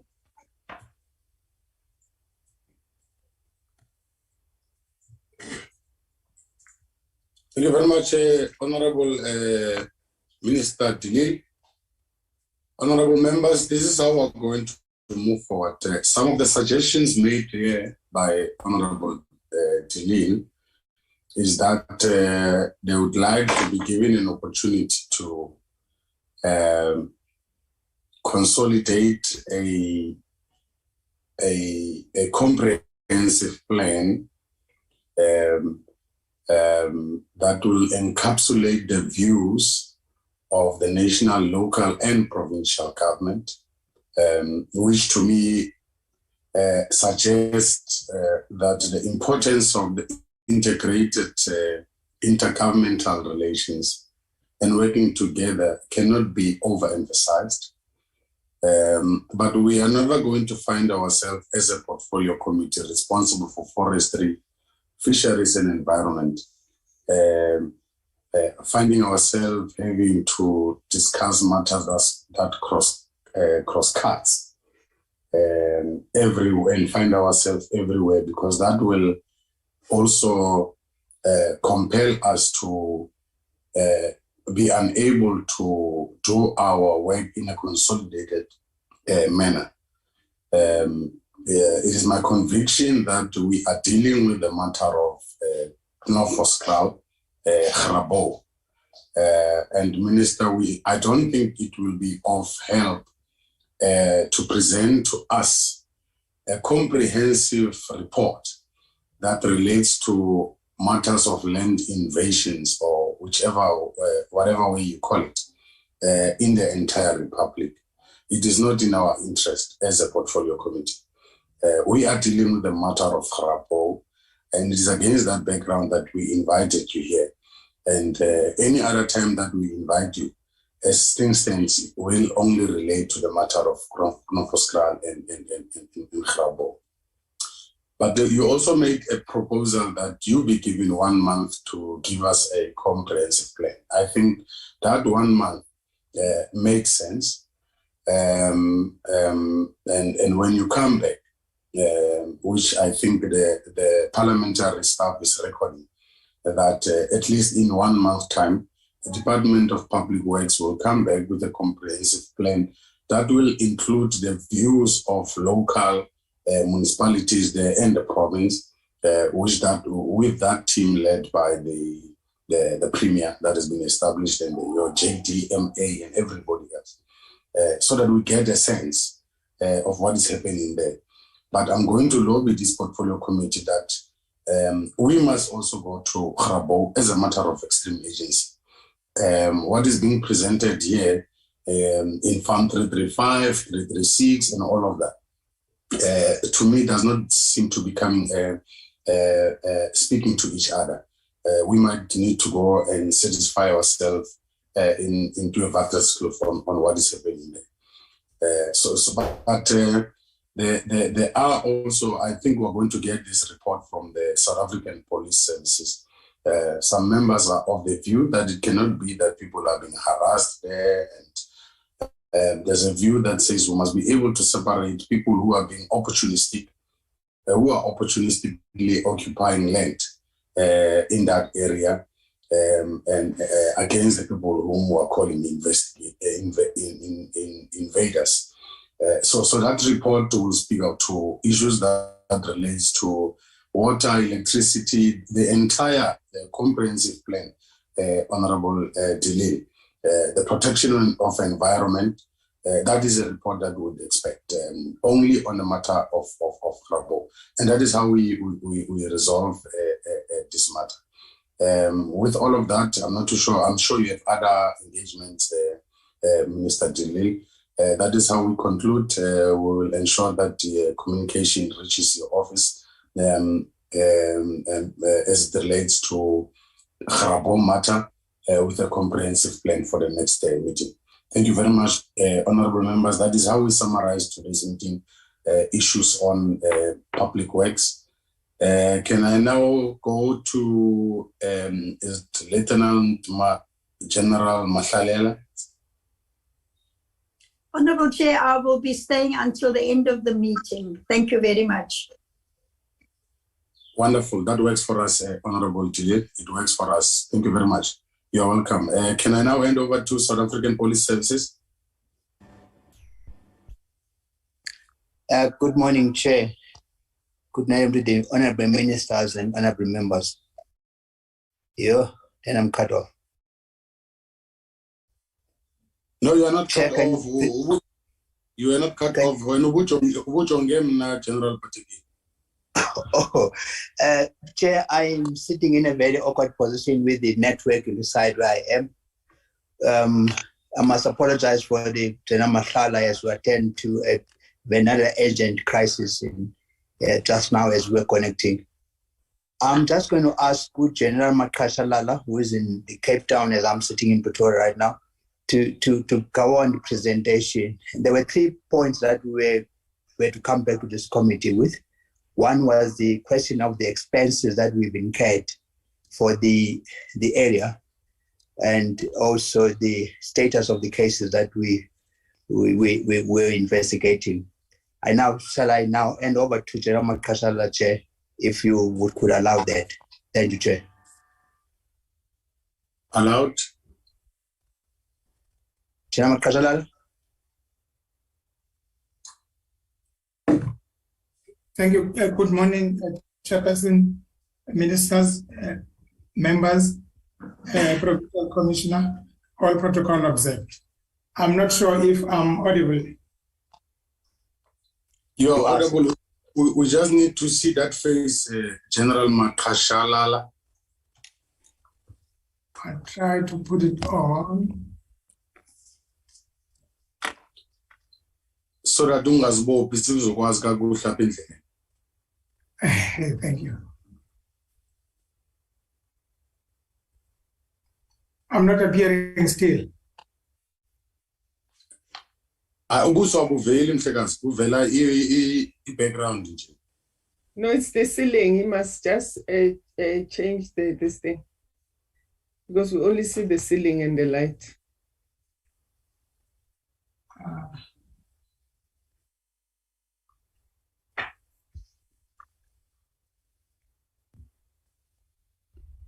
Light in South Africa.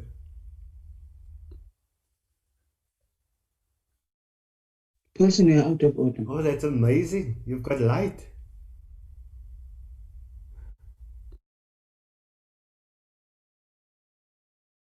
I'm struggling to show myself up if I'm still not visible. No, it's fine. It's such a wonderful. If you can just try to move, the camera, that the Makashalal, are you able to move the camera around? I'm trying to.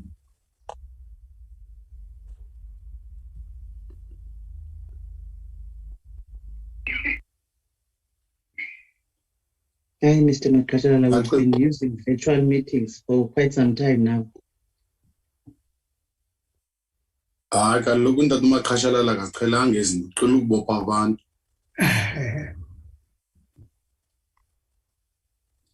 Okay. Until he sees his face, because he doesn't see his face. It's only the ceiling. The camera is not placed properly. Until you see your face, then you'll see. Aye, honorable. Okay, we're working. Honorable members, imani kancinci nje uzawuba right ntate uMakashalala. Uzubakhumbule ke tata ubabophe nilapha endlini ngabo mina ndi-right now. Definitely, Chair. Yes, now this is what we're talking about. Thank you. Wonderful. Please proceed. The presentation is not flagged now. Shilis Kevin Stein is starting. Oh, there we are. Thank you very much, Thank you, Chairperson, for the time that we have given. Can we move to the next slide, please?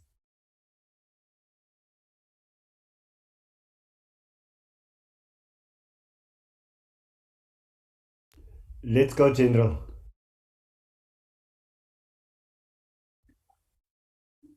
Thank you. Chairperson, our presentation is not long. We will just cover the background, which we did in the previous meeting. We will indicate police interventions and also the breakdown of the cost, as the Provincial Commissioner has indicated that we will task on that. Then we will touch base on the reported cases, including the summary, and also we'll show the map of showing the 3 pieces of land Then also we'll touch on the High Court order, the areas that we think that they are important, and we will conclude the presentation. Next slide, please. Thank you, Chair. On the 13th of September, the SAPS management or delegation led by the Deputy Minister presented.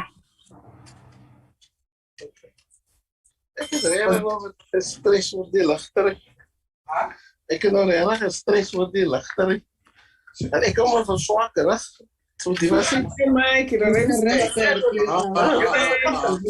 honorable members, meneer Rensberg. Meneer van Rensberg. The host. Who's the host there? I'm trying to mute him, Mr. Matisse. Yeah. Can you please ensure that it does not happen again? If who's Mr. Rensberg? From there working on Should fire. that Mr. Rensberg do that thing again? Yeah, we are not working on fire now. Should they do that thing again, you must remove them. We apologize, and Tadema Kashalala, please proceed.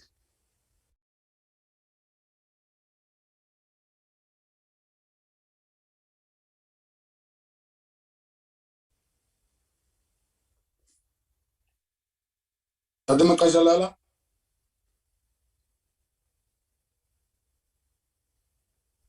Chairperson, am I audible now? You are solidly clear now. We can even see your face. Please proceed. Thank you very much. On the 13th of September 2022, the SAPS management led by the Deputy Minister appeared before this committee and made a presentation on the subject. This project is intended to provide an update on the matters that are under investigation by SAPS. It is common cause that Mr. Richard Isaacs was the first person to occupy the land in the area. Then thereafter, there was encouragement that other people should also occupy, and they started erecting the illegal structure at the area. The first report by South African Police that was received by South African Police Service was in 2020, as it will be shown in the cases. The SAPS attended to and investigate all the reported crimes associated with unlawful occupation in Knoflokskraal. The sheriff of the court and the security personnel were appointed to demolish half-erected structures and those that were unoccupied in the land. Subsequently, in April 2021, the High Court order was granted, directing that no evictions can be executed or no further persons other than those that were there that should be allowed to occupy the land. The interventions by South African Police Service, we had visible deployment through visible policing in the area that was conducting patrols. Also, we deployed public order policing in the event of public violence and service delivery protests. Also, we have integrated prevention operations involving provincial traffic, flying squad, as well as law enforcement. We have multidisciplinary stakeholder meetings involving South African Police Service, Department of Forestry, as well as Department of Public Works. Public engagements with community leaders and the Human Rights Commission by the stakeholders. Weekly, the province has got meetings addressing the spontaneous and planned service delivery protests, including land evasion. We also provide, and we provided on a number of occasions, the assistance to the sheriff of the court to implement the orders of the court. The cost breakdown, the cost incurred by South African Police Services total to over 700,000. We had 15 operations in that area, where we paid from overtime more than 38,000. And also we had 14 members that we deployed from Grabouw, that is the local station, over those days, which cost more than 200,000. Also, as indicated earlier on, that public order police from PAL was deployed, 22 members for the duration of the problem. We paid 331,000 rand. The cost that relate to fuel was 16,296.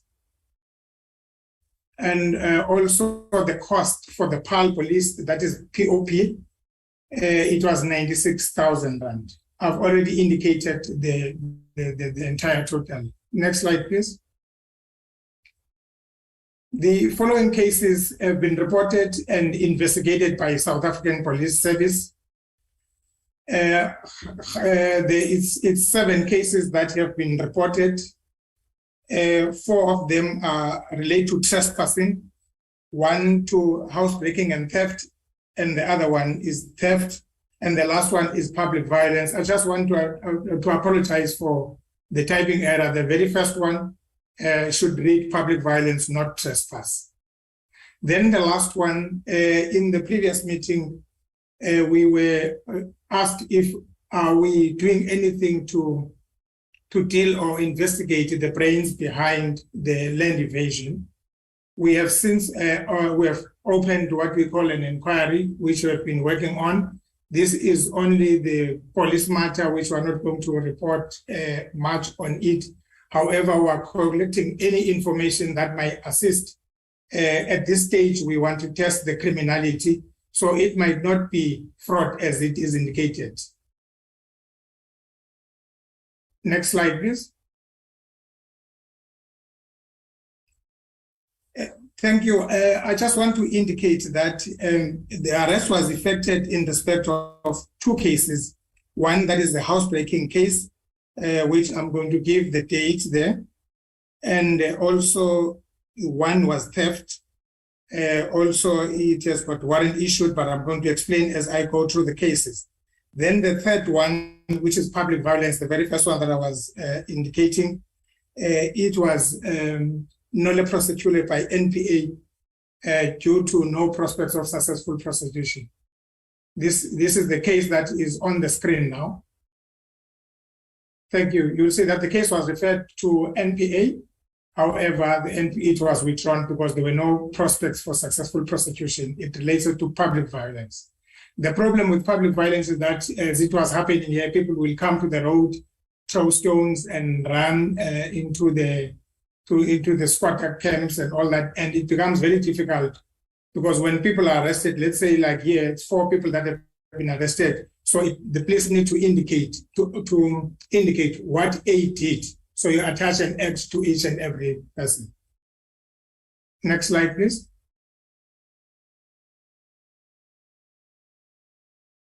This one, the official for TPW visited the property where she found that the shack had been erected. The ground was cleared and there were more than 100 plots that were marked. This one, there has been no arrest because there's no suspect that could be identified. There are no witnesses that we could interact with. And also there is no tangible information that is taking the investigation at this stage somewhere. So the matter is currently under investigation. Next slide. Thank you. This one, the officer from DAF reported the matter after a group of people who were identifying themselves as descendants of Khoisan. They invaded the land. And also here, the matter is still under investigation. I think we all know that there is a court order that we are waiting for that will be talking to who owns the land. It is very important for law enforcement or for deciding of the cases, whether to prosecute or not to prosecute by NPA. So we're still awaiting that proof of ownership. Next slide, please. Here, the security guard that was on duty attempted to stop a truck from entering the premises. Also, the matter is still under investigation. The security guard was able to provide the registration, which we believe that it was false because it does not appear on the e-notice. There is no arrest as indicated. Thank you. Next slide.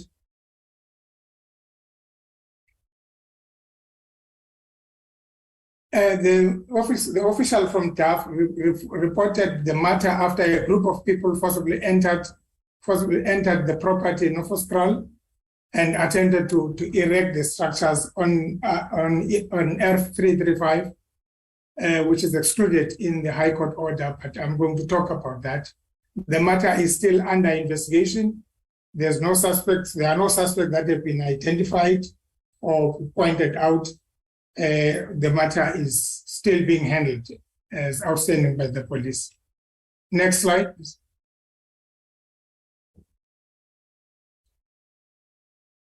The official from DAF registered a case of housebreaking and theft at the cottage. The suspect was arrested and charged. The matter has been remanded to the 29th of 11/2022. So it's a court-going matter. Thank you. Next slide.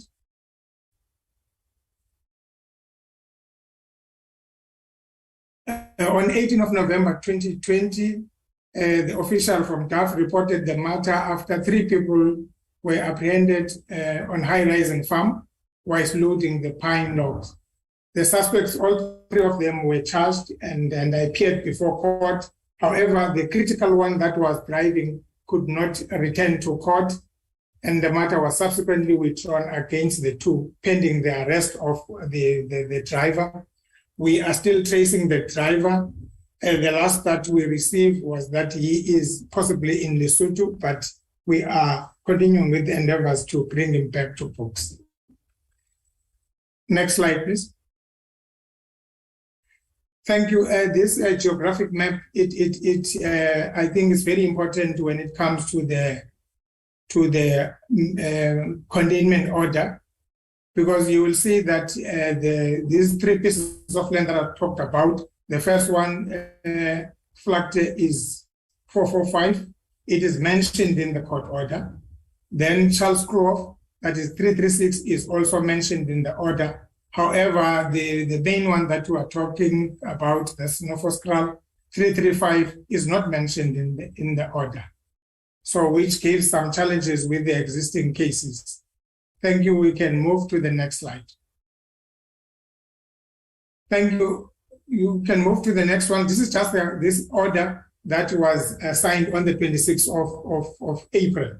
But the area that I wanted to show with regard to the 2 sites that are cited in the order, it is 336 and 445.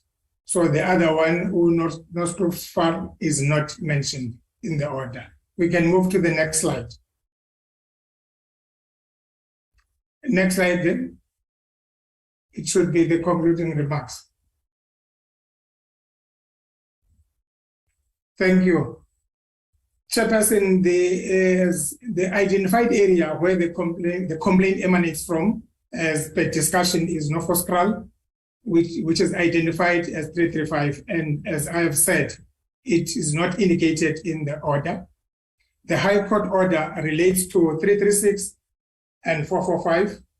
And therefore, the enforcement of the order excludes the Knoflokskraal, which is 335. The pending eviction order hampers progress, or the order that is a court that we're all waiting for. It hampers the progress in terms of law enforcement, because it is very important for National Prosecuting Authority to utilize when deciding who owns the land. So it is hampering that investigation in that manner. The containment order only directs that no further persons may occupy the given sites, that is 336 and 445. The list of persons surveyed by the sheriff of the court is required from DPW for the period prior to and after the 26th of April 2021, when the court order was issued. Also, that piece of information is needed by NPA.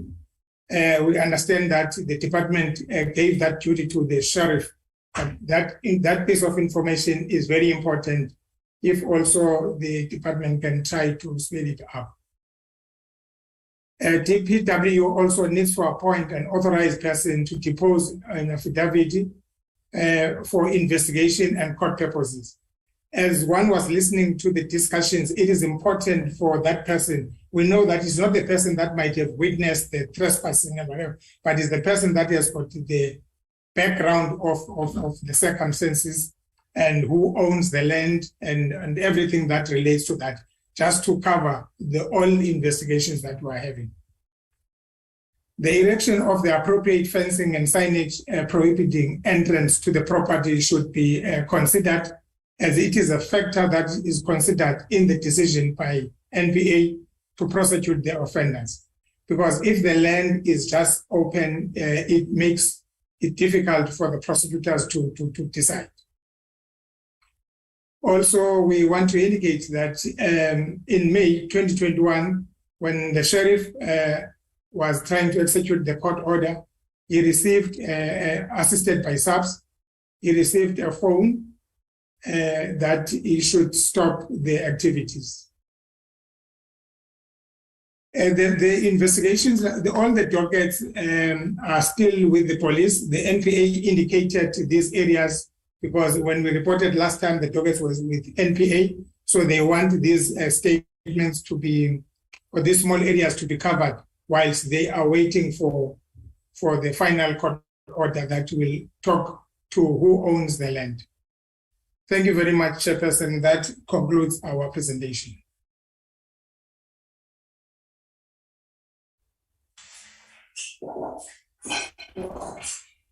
Siyabonga Ntate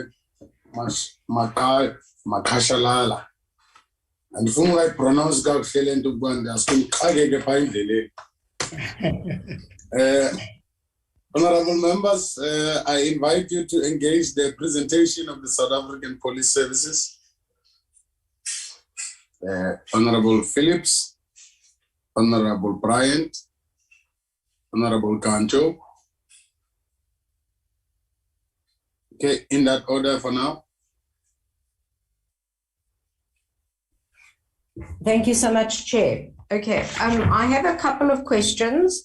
I don't see there was any case there that reflected intimidation. I'm sure that I heard that one was registered, so I'd just like to know that. I'd like to know why SAP's interventions don't result in the containment order being upheld. What do they do to uphold that containment order? And how many occasions did SAPS provide backup to the sheriff? Why is there no video footage of these instances of public violence and intimidation? Slide 9 refers to plots with names and contact numbers on, but SAPS tell us there's no way to identify the culprits. This seems to be a bit contradictory. Proof of ownership of the land on slide 10. How long has it taken SAPS to find that out? Because you can actually just go on to the Surveyor General's site and you can actually get the info there of who the legal owner is of the land. And then one of the things that Minister DeLille referred to was that if anybody's got any proof of incitement to occupy land, it must be taken to SAPS. But surely it's not the public's duty to go and find this proof. Surely it's not the members of Parliament's duty to go and find the proof. Surely it's SAPS's duty to go and find this proof. We're not investigating officers. We're not investigators. SAPS are. And then how the driver of the truck that was involved in the theft of the wood, was he arrested? And if so, don't you have his details? And if you do have his details, has any has any effort been made to actually trace his cell phone, etc., etc.?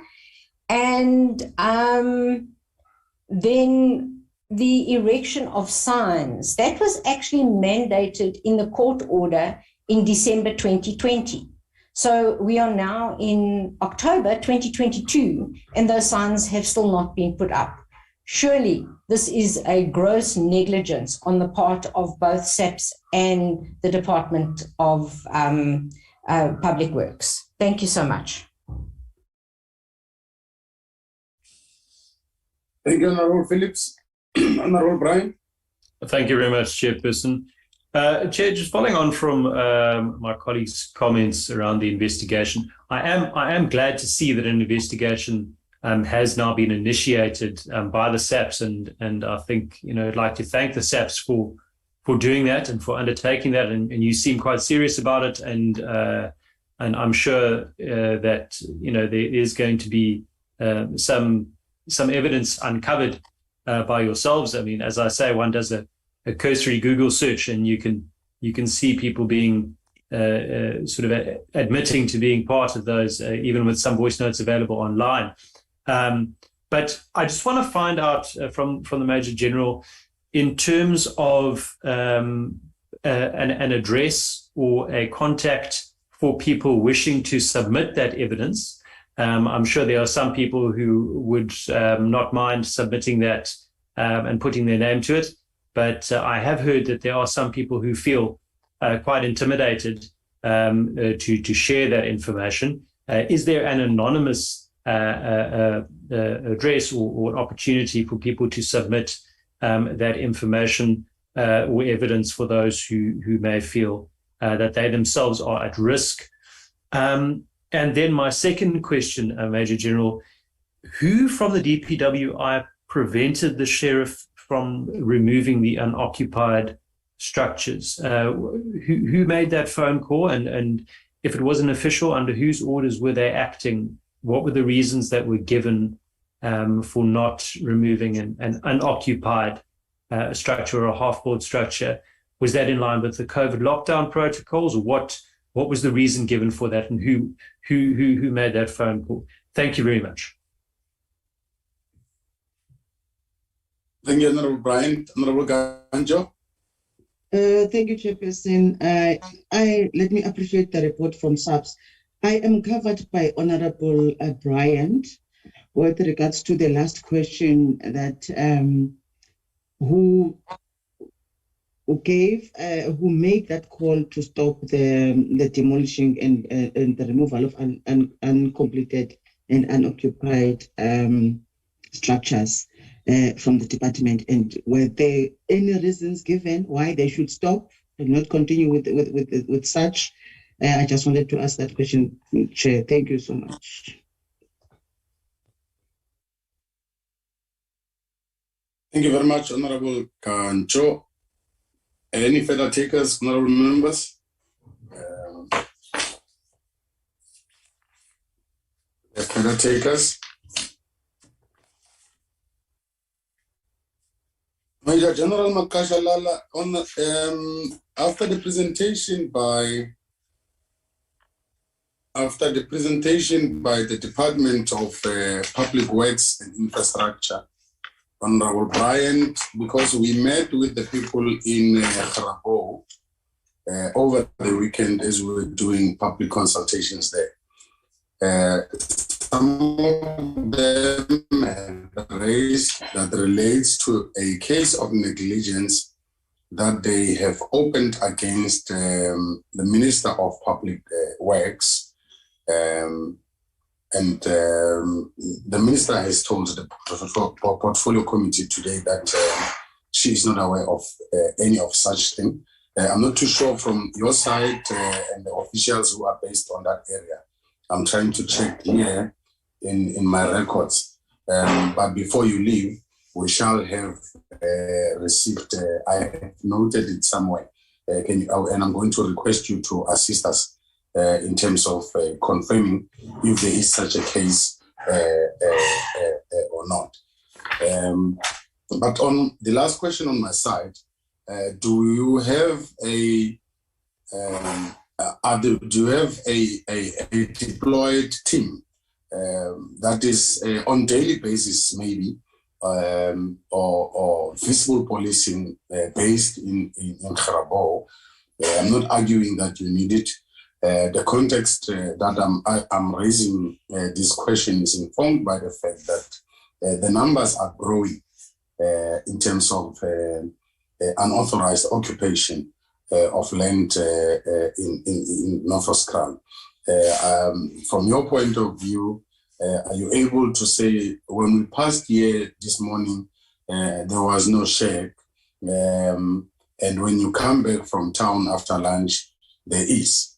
Do you have a team that is deployed there on full-time basis to consistently observe the situation there? That will be all on my side, because I wouldn't want to ask you issues that relates to the degradation of the environment there. I'm sure that is that will be a very sophisticated question for you to respond to. Lastly, this story of a driver that went missing and apparently is in Lesotho. How was he missed in the first place?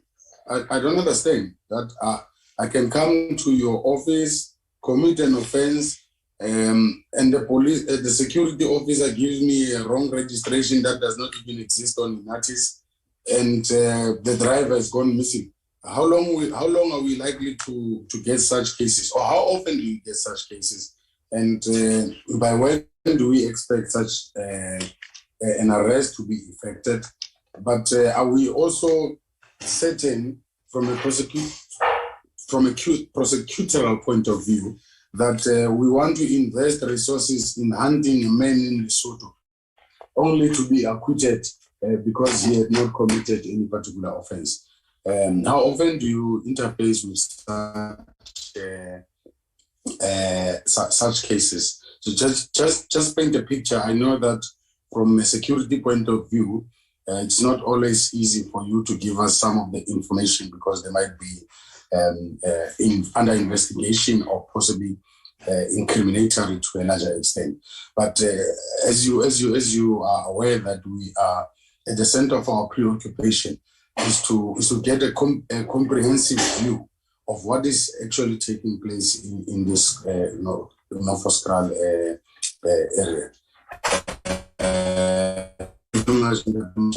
Please come in now.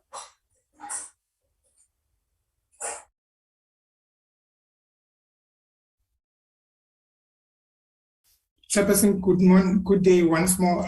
You were breaking here and there. I'm not sure whether it's my turn to respond. Yes, it is. Yes, it is. Thank you very much, Chair. A couple of questions were raised. That there's no case of intimidation. When a case has been opened, sometimes we have a number of charges that might include intimidation in them. However, if there is an independent case that only relates to intimidation, it will be open. So the presentation does not suggest that if the person is charged with trespass, he is not going to be charged with intimidation when he is finally prosecuted. Also, when coming to the public violence and the footage, I would love to follow that if there were no footage that was produced by public order, because it depends on who corresponded at the time when the perpetrators were involved in the public violence. But at this stage, I am not certain as to the type of the police, whether it was the local police that were there at the time. Also, it is indicated that's why is SAPS not being able to ID the caller if we've got the 3 pieces of land. So it is important, as I've indicated, that NPA has raised the issue of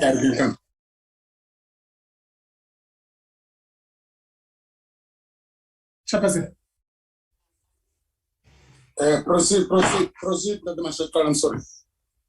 Also, I've indicated that we need a statement that will talk to the survey before and after the 26th of April.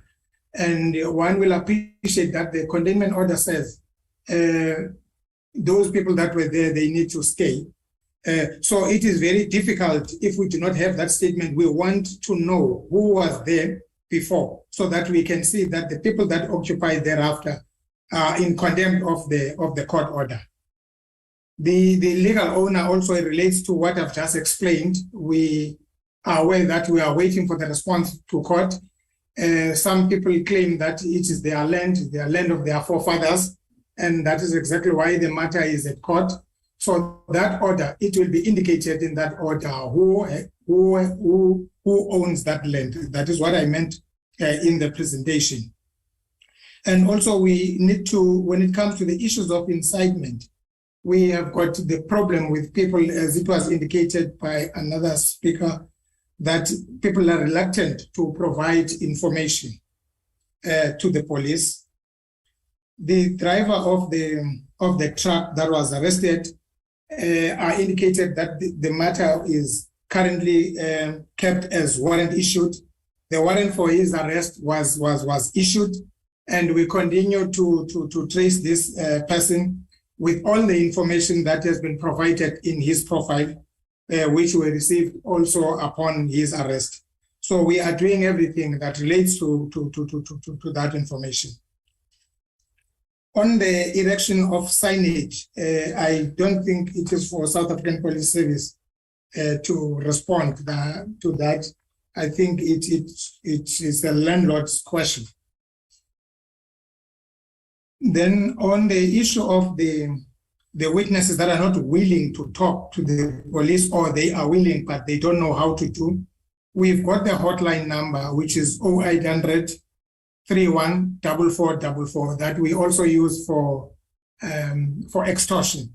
So we can appreciate it is managed properly. We can appreciate that those are afraid can give information to that number. But I think also on our side, we need to market it also in relation to the land invasion of Grabouw. Then there was the issue of the negligence case that has been allegedly opened against the minister. I'm going to check hopefully before the end of the meeting, but at this stage, I'm not aware of any case that has been opened of that nature. And also there was the issue of the sheriff that was stopped in May 2021. I will also request to make a follow-up on this one. If the provincial commissioner is not connected or is unable to respond to it, because I was not in the province at the time, but I just want to have full information before I respond to it as to why the department or who ordered that the action must be abandoned. On the deployment of the police full-time, we do not have the police that are deployed full-time. However, we've got the police that are patrolling in the area, but we are ready, as I indicated on our interventions. We've got the police that are ready at any time when something that is illegal is reported in the area, because it is in our plans, the issue of Grabouw. So we will be ready to deploy ready for any eventuality in that space. Then also the chairperson raised the issue of the driver and the person that has been arrested by the security guard. Those are two cases. The one of the driver is where 3 people were arrested and it was withdrawn against 2 others.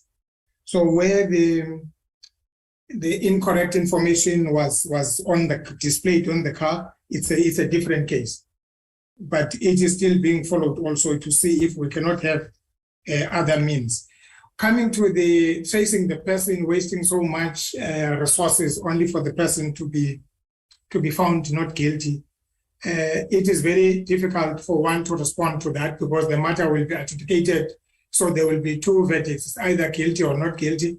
But the mere fact that the person is charged with the agreement between us and the National Prosecuting Authority, it suggests that it's a prima facie case. So we believe that our case is winnable. Thank you very much. I am not sure if Chairperson have missed some questions. Thank you, Chair. Yeah, before I allow honorable members to come in, for your own records, and please, if you can, that case number, I found my notes, it's 84.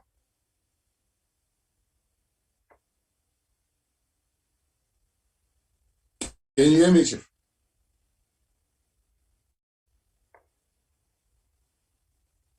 Chairperson? 84, I don't know how you call these things, but 84/2. Yes, Chair. Stroke 2022. Thank you. It was opened in Grabouw. It's a case of negligence. I'm sure it will also work in the interest of the minister if when she lives here, so that she does not have unnecessary visitors. Noted, Chair. Right. Honorable members, Honorable Brian, Honorable Mbata. Thanks, Chair. Just very quickly, and I noted the Major General's response on the matter of who it was from DPWI that prevented the sheriff from carrying out that order. I just want to ask again. I mean, I know he said that he'll come back to us with the response, but there seem to be quite a number of DAPS officials on this call.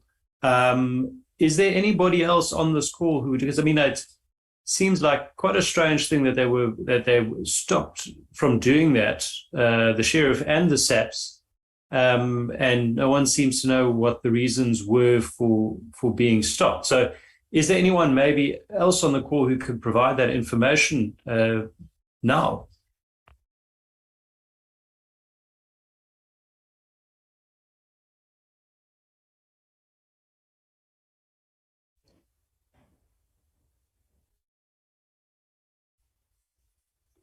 Honorable Mbata, and then Honorable Paulsen.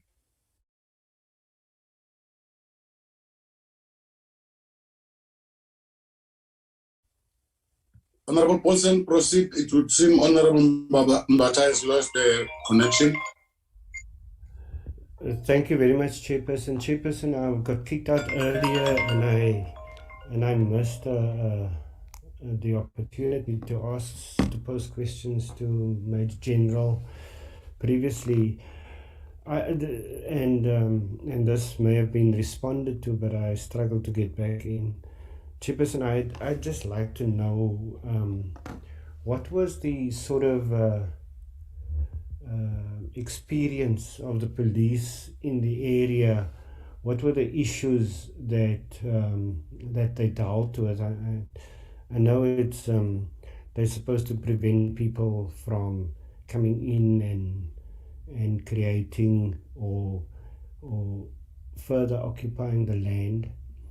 And were there any other incidences that they were mandated to cover? Because, and also, Chairperson, the fact that people were now, that we are given an additional cost for work done there, surely these are employed policemen who are paid a salary. Why are there additional costs for work that they're doing at Knoflokskraal? I mean, when those policemen, when they're not working there, what do? Surely they are employed by SAPS.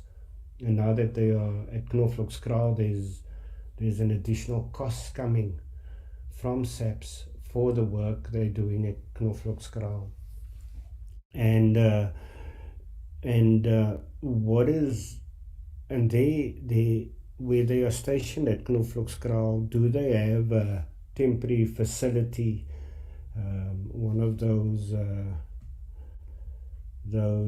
containers where they work from, or is it just vans standing there and being visible there? So, and But I do think also, Chairperson, that as a committee we should be visiting Knoflokskraal to get a feel for what we are dealing with, as opposed to listening to reports from everyone and not getting to know it is here in the Western Cape, and all MPs should be in the Western Cape and not somewhere else. So we should be able to go and visit Knoflokskraal one Tuesday morning and get a feel for the place and engage with the people there and see how they feel about how everything has been dealt with there. Thank you very much, Chairperson. Okay, you didn't lose much, Honorable person. Relevant questions indeed. Honorable Mbata, are you back? Chairperson, someone has just sent me a message now that when we do come and visit Knoflokskraal, they would like to prepare a meal for us and make sure that we are taken care of. That is the beauty of our people here in the Western Cape, Chairperson.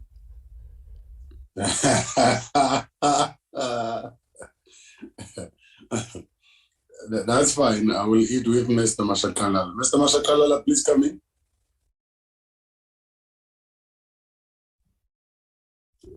Thank you, Chairperson. The honorable person was quite soft, but I heard him talking about the experience, asking the experience of the police when they were executing their duties. I could not understand the question quite well. However, when it comes to the costs, one might have seen that we had to take the policemen somewhere due to the nature of the problems experienced, and when they work longer hours, then therefore we need to compensate them in terms of overtime, and the cost also just indicate the salaries in terms of the hours that were spent in the area. We do not have the satellite at Grabouw at the present moment. However, like I've indicated earlier on, we do have the vans that are conducting patrols on a regular basis. I am not sure if I've covered all the questions that have been asked. Thank you.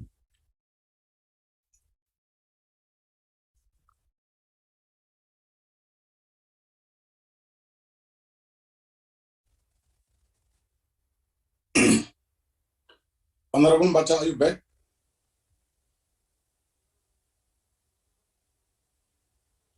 Okay, she's not back. Major General, thank you very much. Those are the, okay, I see Honorable Bryant wants to come back. Before we release you, Honorable Bryant. Thanks, Chairperson. Sorry, the Major General didn't answer my question. Just in terms of whether or not there's somebody else who can provide us with that information around the prevention of the sheriff and the SAPs from carrying out their duty, as to who it was that made the phone call, who they were acting on behalf of, and what the reasons were that were given.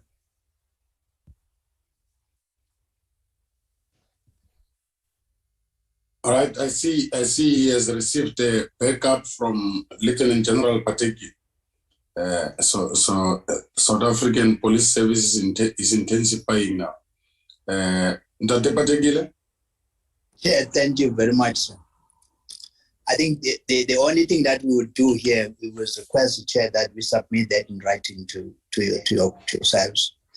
Because you must remember, our function in that space is to support the sheriff of the court. So may I just request that we submit it in writing to yourself, the question of who called, because we still have to find out who called.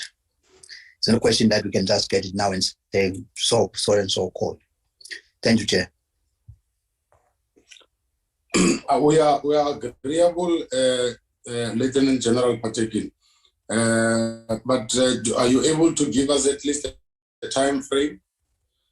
Remember when we resolved on the matter of the Minister of Public Works, she had requested a month. We agreed on a month.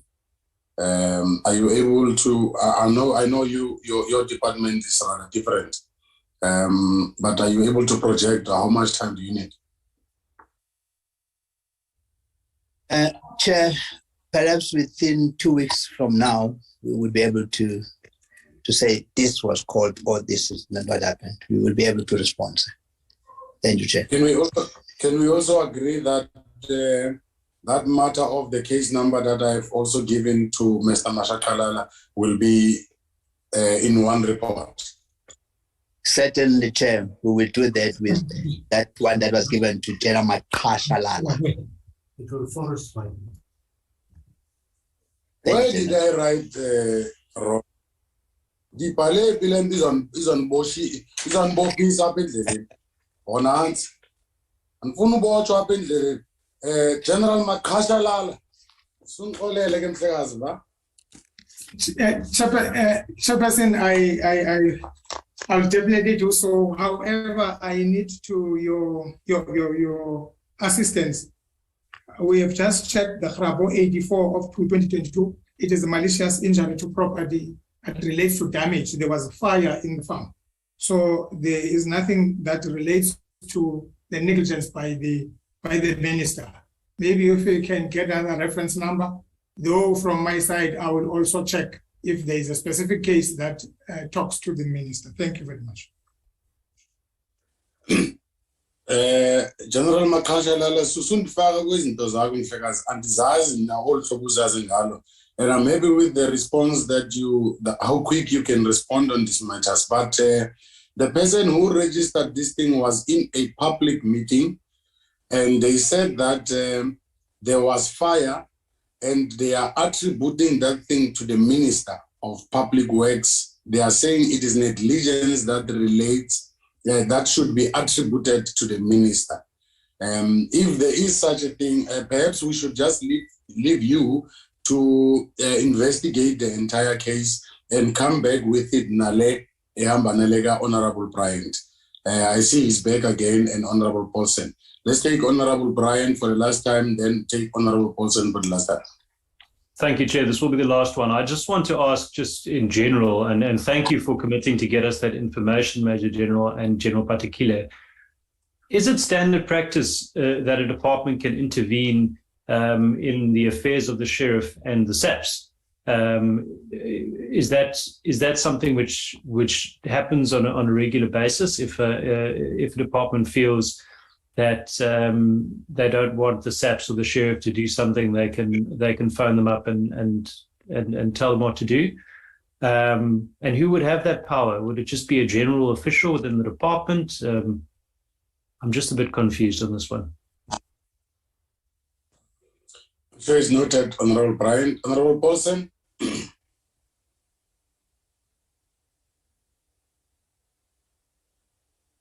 Honorable Paulsen. I suspect that's a legacy end. It's a legacy end. I think I'm covered, and I'm looking forward to our visit to Knoflokskraal and to go enjoy the hospitality of our beautiful indigenous people there who have taken it upon themselves to the land. Yeah, and that's why Honorable Paulsen, we will go to Knoflokskraal. We'll go there. Major General Patekile or General Makashalal. Okay, can I take this one? The incidents that differ from one incident to another incident. It's not one size fits all. And as I indicated, that our job is to assist the sheriff, protect the sheriff when the sheriff executing the duties that were in terms of the court orders. So when the sheriff decides otherwise, whether to withdraw or what, then we are only dependent on the sheriff. That the sheriff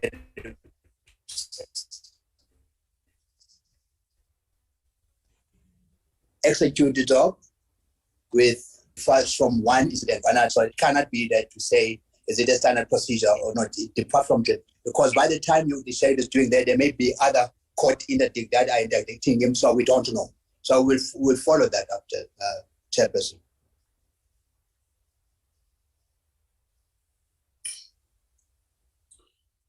Thank you very much. I'm sure, like the Department of Public Works, it is in your interest to stay here so that you hear how we conclude the business of today's meeting. But thank you very much. Thank you very much also for the responses. We will then await those that must be submitted in written format. We've just exceeded our time with about 15 minutes.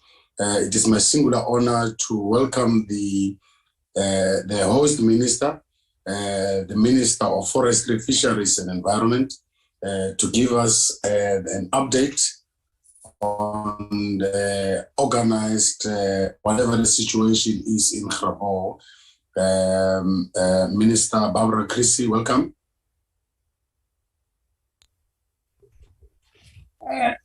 Thank you very much, Chairperson, and greetings to yourself, to all honourable members of the committee, to Minister de Lille, and to representatives from the South African Police Services.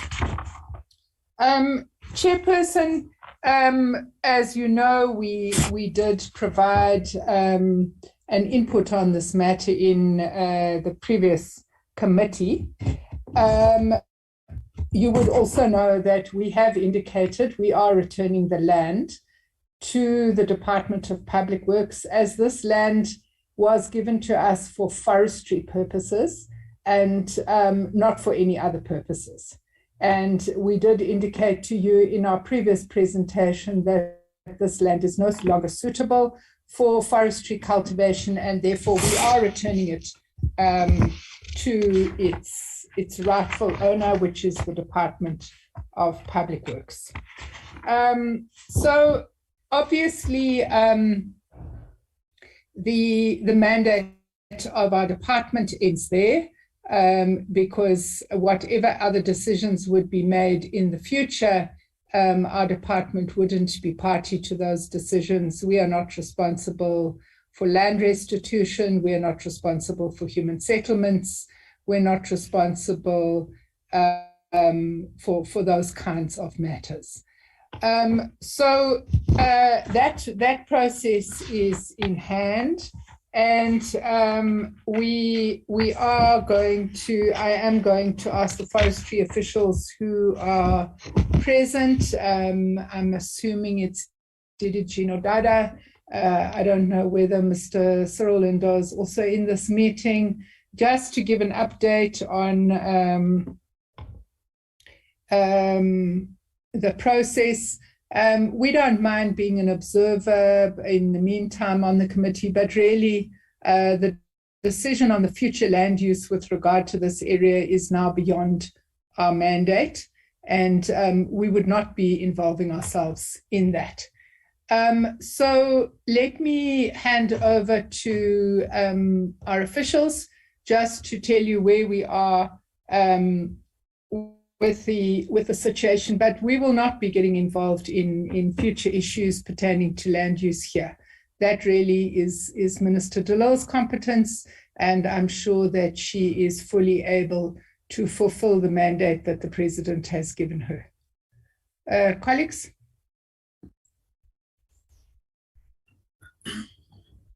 Thank you very much, Minister, and good day to you and the Deputy Minister. Good day to the honorable members. I will just quickly go through the presentation.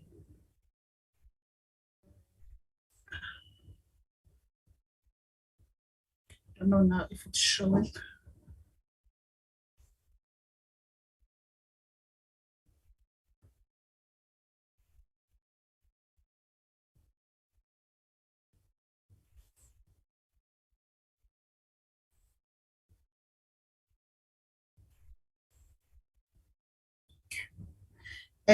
So in terms of our presentation this afternoon, as the Minister has indicated, we were at the Portfolio Committee around the 13th of September, where we provided feedback on the challenges that we are experiencing as a department with regards to the land invasions. In that briefing, we did provide the portfolio committee of the intention of the department with regards to the return of the land back to DPWI because of the invasions that have been experienced in that area. Following in this briefing, we were then invited by the DPWI to form part of the Joint Steering Committee for Land Invasions in the Western Cape. And this steering committee has representation from the different spheres of government, including the SAPS.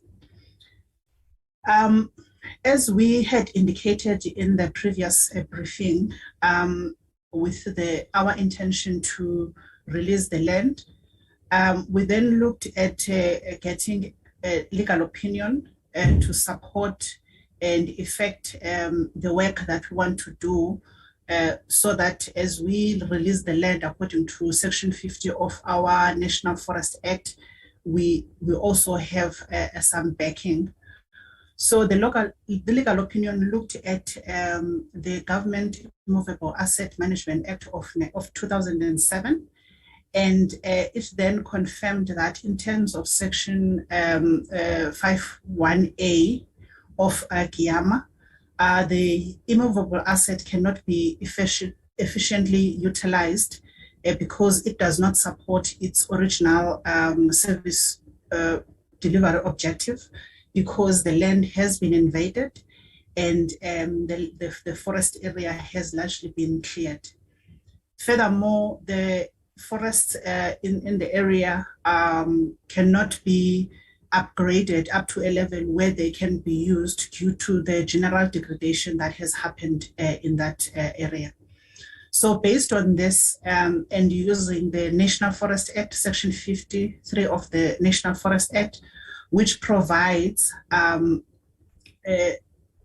mandate to the minister responsible for forestry that she can be able to release the land that is no longer suitable or is required for forestry back to the owner department.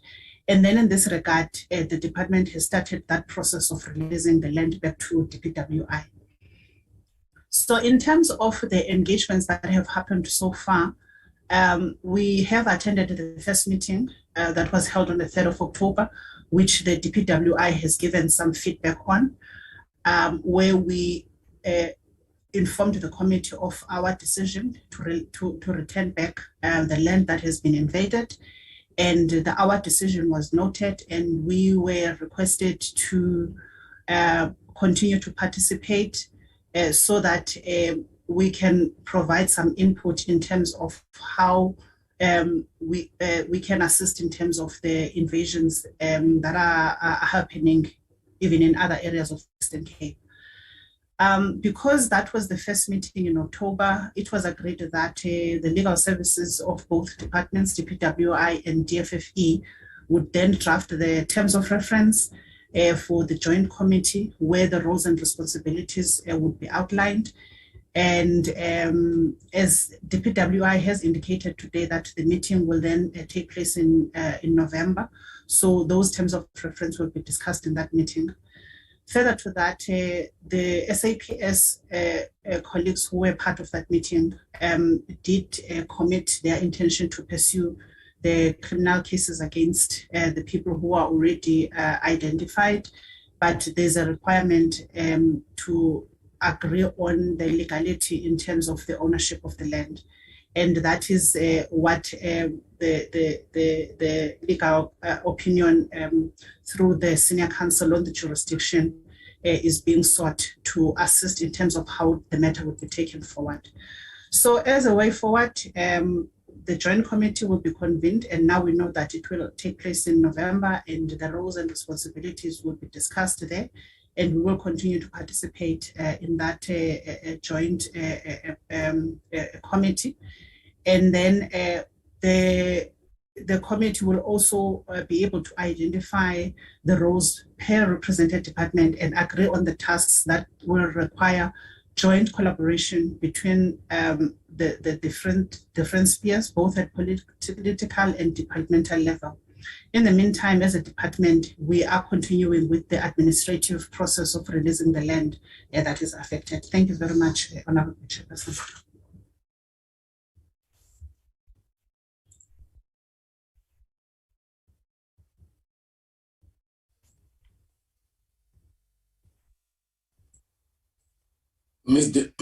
No, Dada, do you know Afrikaans? No, Chairperson, unfortunately, I don't. Yeah, I will address you in Afrikaans. You will learn in Korten Bondag. Honorable members, that is the presentation of the Department of Forestry, Fisheries and Environment. Are there questions for clarity, concerns, engagements?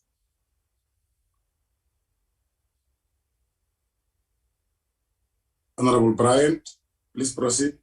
Honorable Weber will follow you.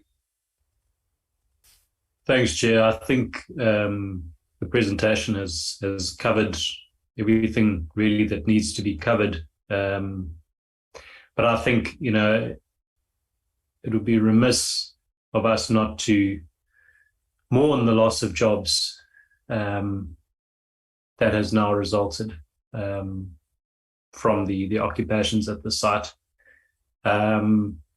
Jobs are so important to South Africans at the moment. People are struggling on the ground to feed their families, and any opportunities to create jobs should be pursued and embraced as much as possible. And it's just really tragic to hear that these job opportunities for local people who would have been able to access them are no longer available. Thanks, Chair. Thank you, Honorable Bryant. Honorable Weber. Thank you, Chair. I fully agree with Honorable Bryant.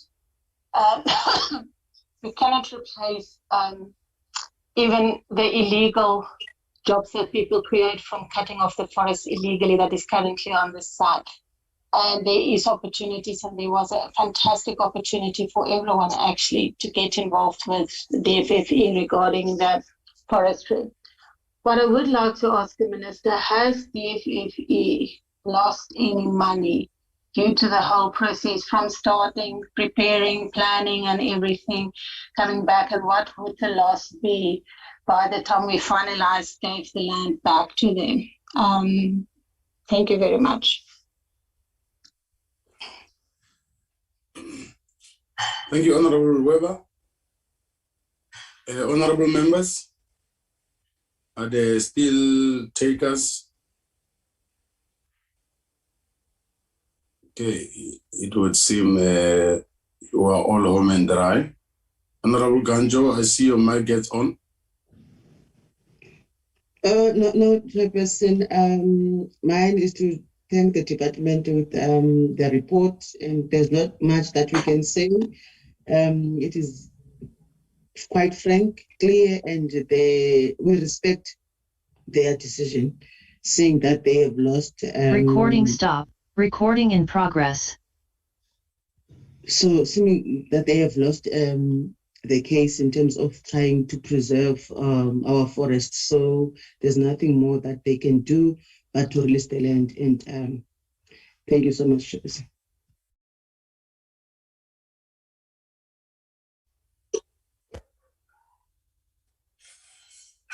Honorable Weber, is that an old end?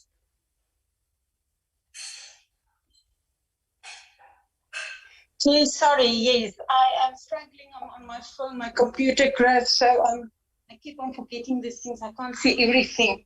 Thank you. Yeah, no, you clearly want us to go back to physical meetings. As I saw with Ndate Makashalala, who are no longer adjusting to this thing. There's no data, and then we'll invite the minister so that we close.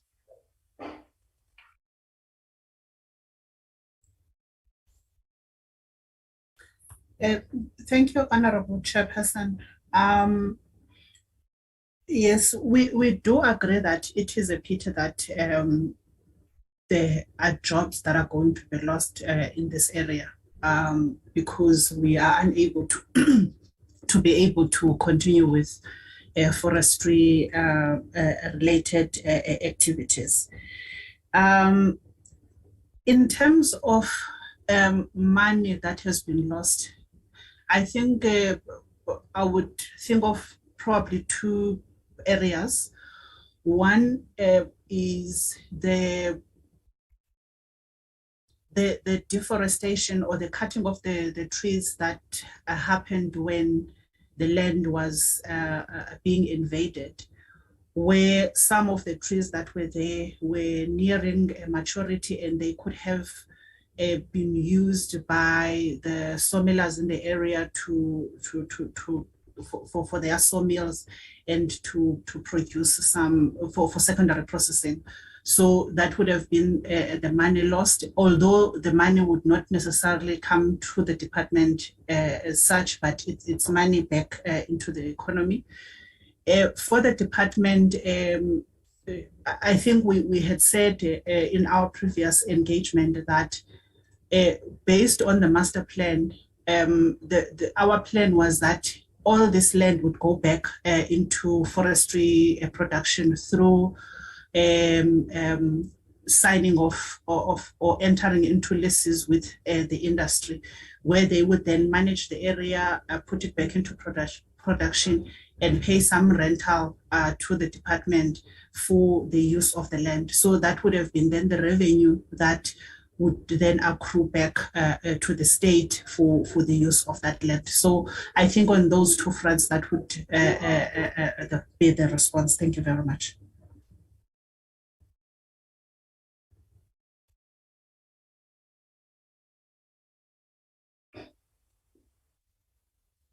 Honorable Minister of Forestry, Fisheries and Environment. Chair, I think that as the Deputy Director General has said, we are disappointed that this land will not be appropriate for forestry cultivation in the future. There is a tremendous demand internationally for South African forestry fiber, and obviously where we are able to repurpose category B and C forests, and we are able to enter into partnerships with communities and also private sector players who are prepared to replant those areas and support owner growers in the process of benefiting from the forestry industry. This is really central to the forestry master plan that Cabinet approved in 2021. And I think we're very disappointed that we won't be able to implement this master plan in Knoflokskraal. However, the intention is to continue with the master plan in other areas, and we obviously, in the course of our work, will be constantly interfacing with yourselves in that regard. Thank you very much, Honourable Modise, for the opportunity to provide an update to the committee, and we remain forever at the service of the committee. Thank you very much.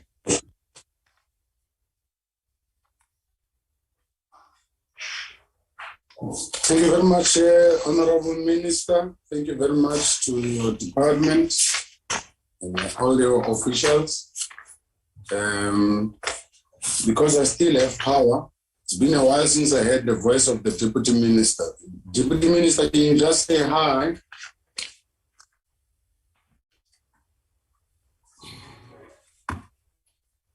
Deputy Minister Sonju.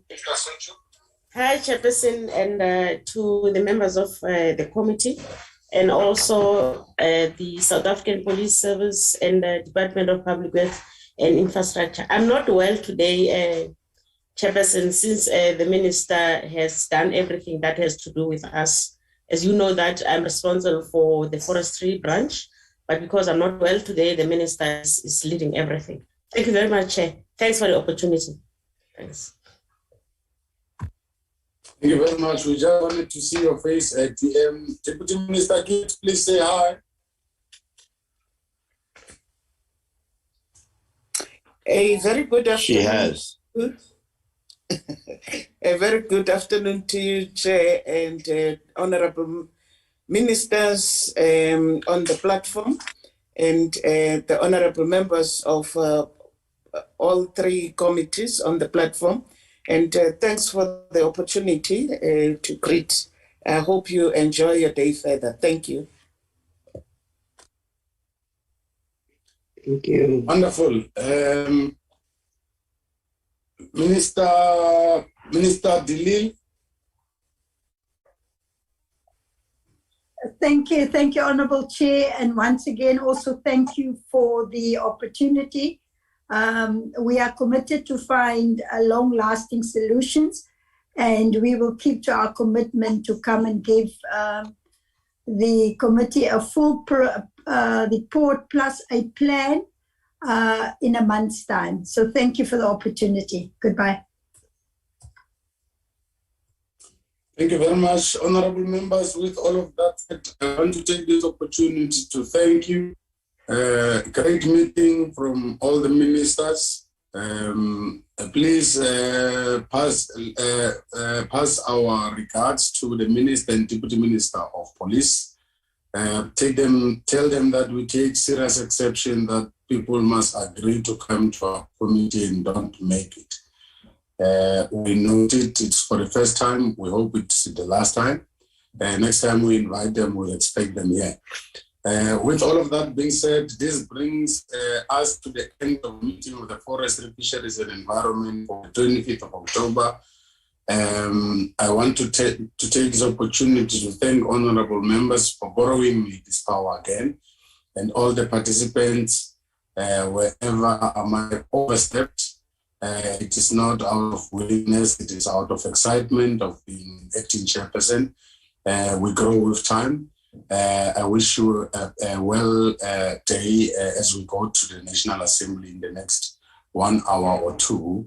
We hope to see all members of Parliament tomorrow in the city of Cape Town. The meeting stands adjourned. Thank you very much.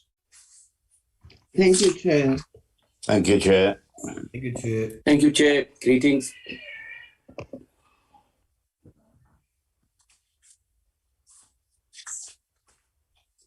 Thank you, Chair. Thank you.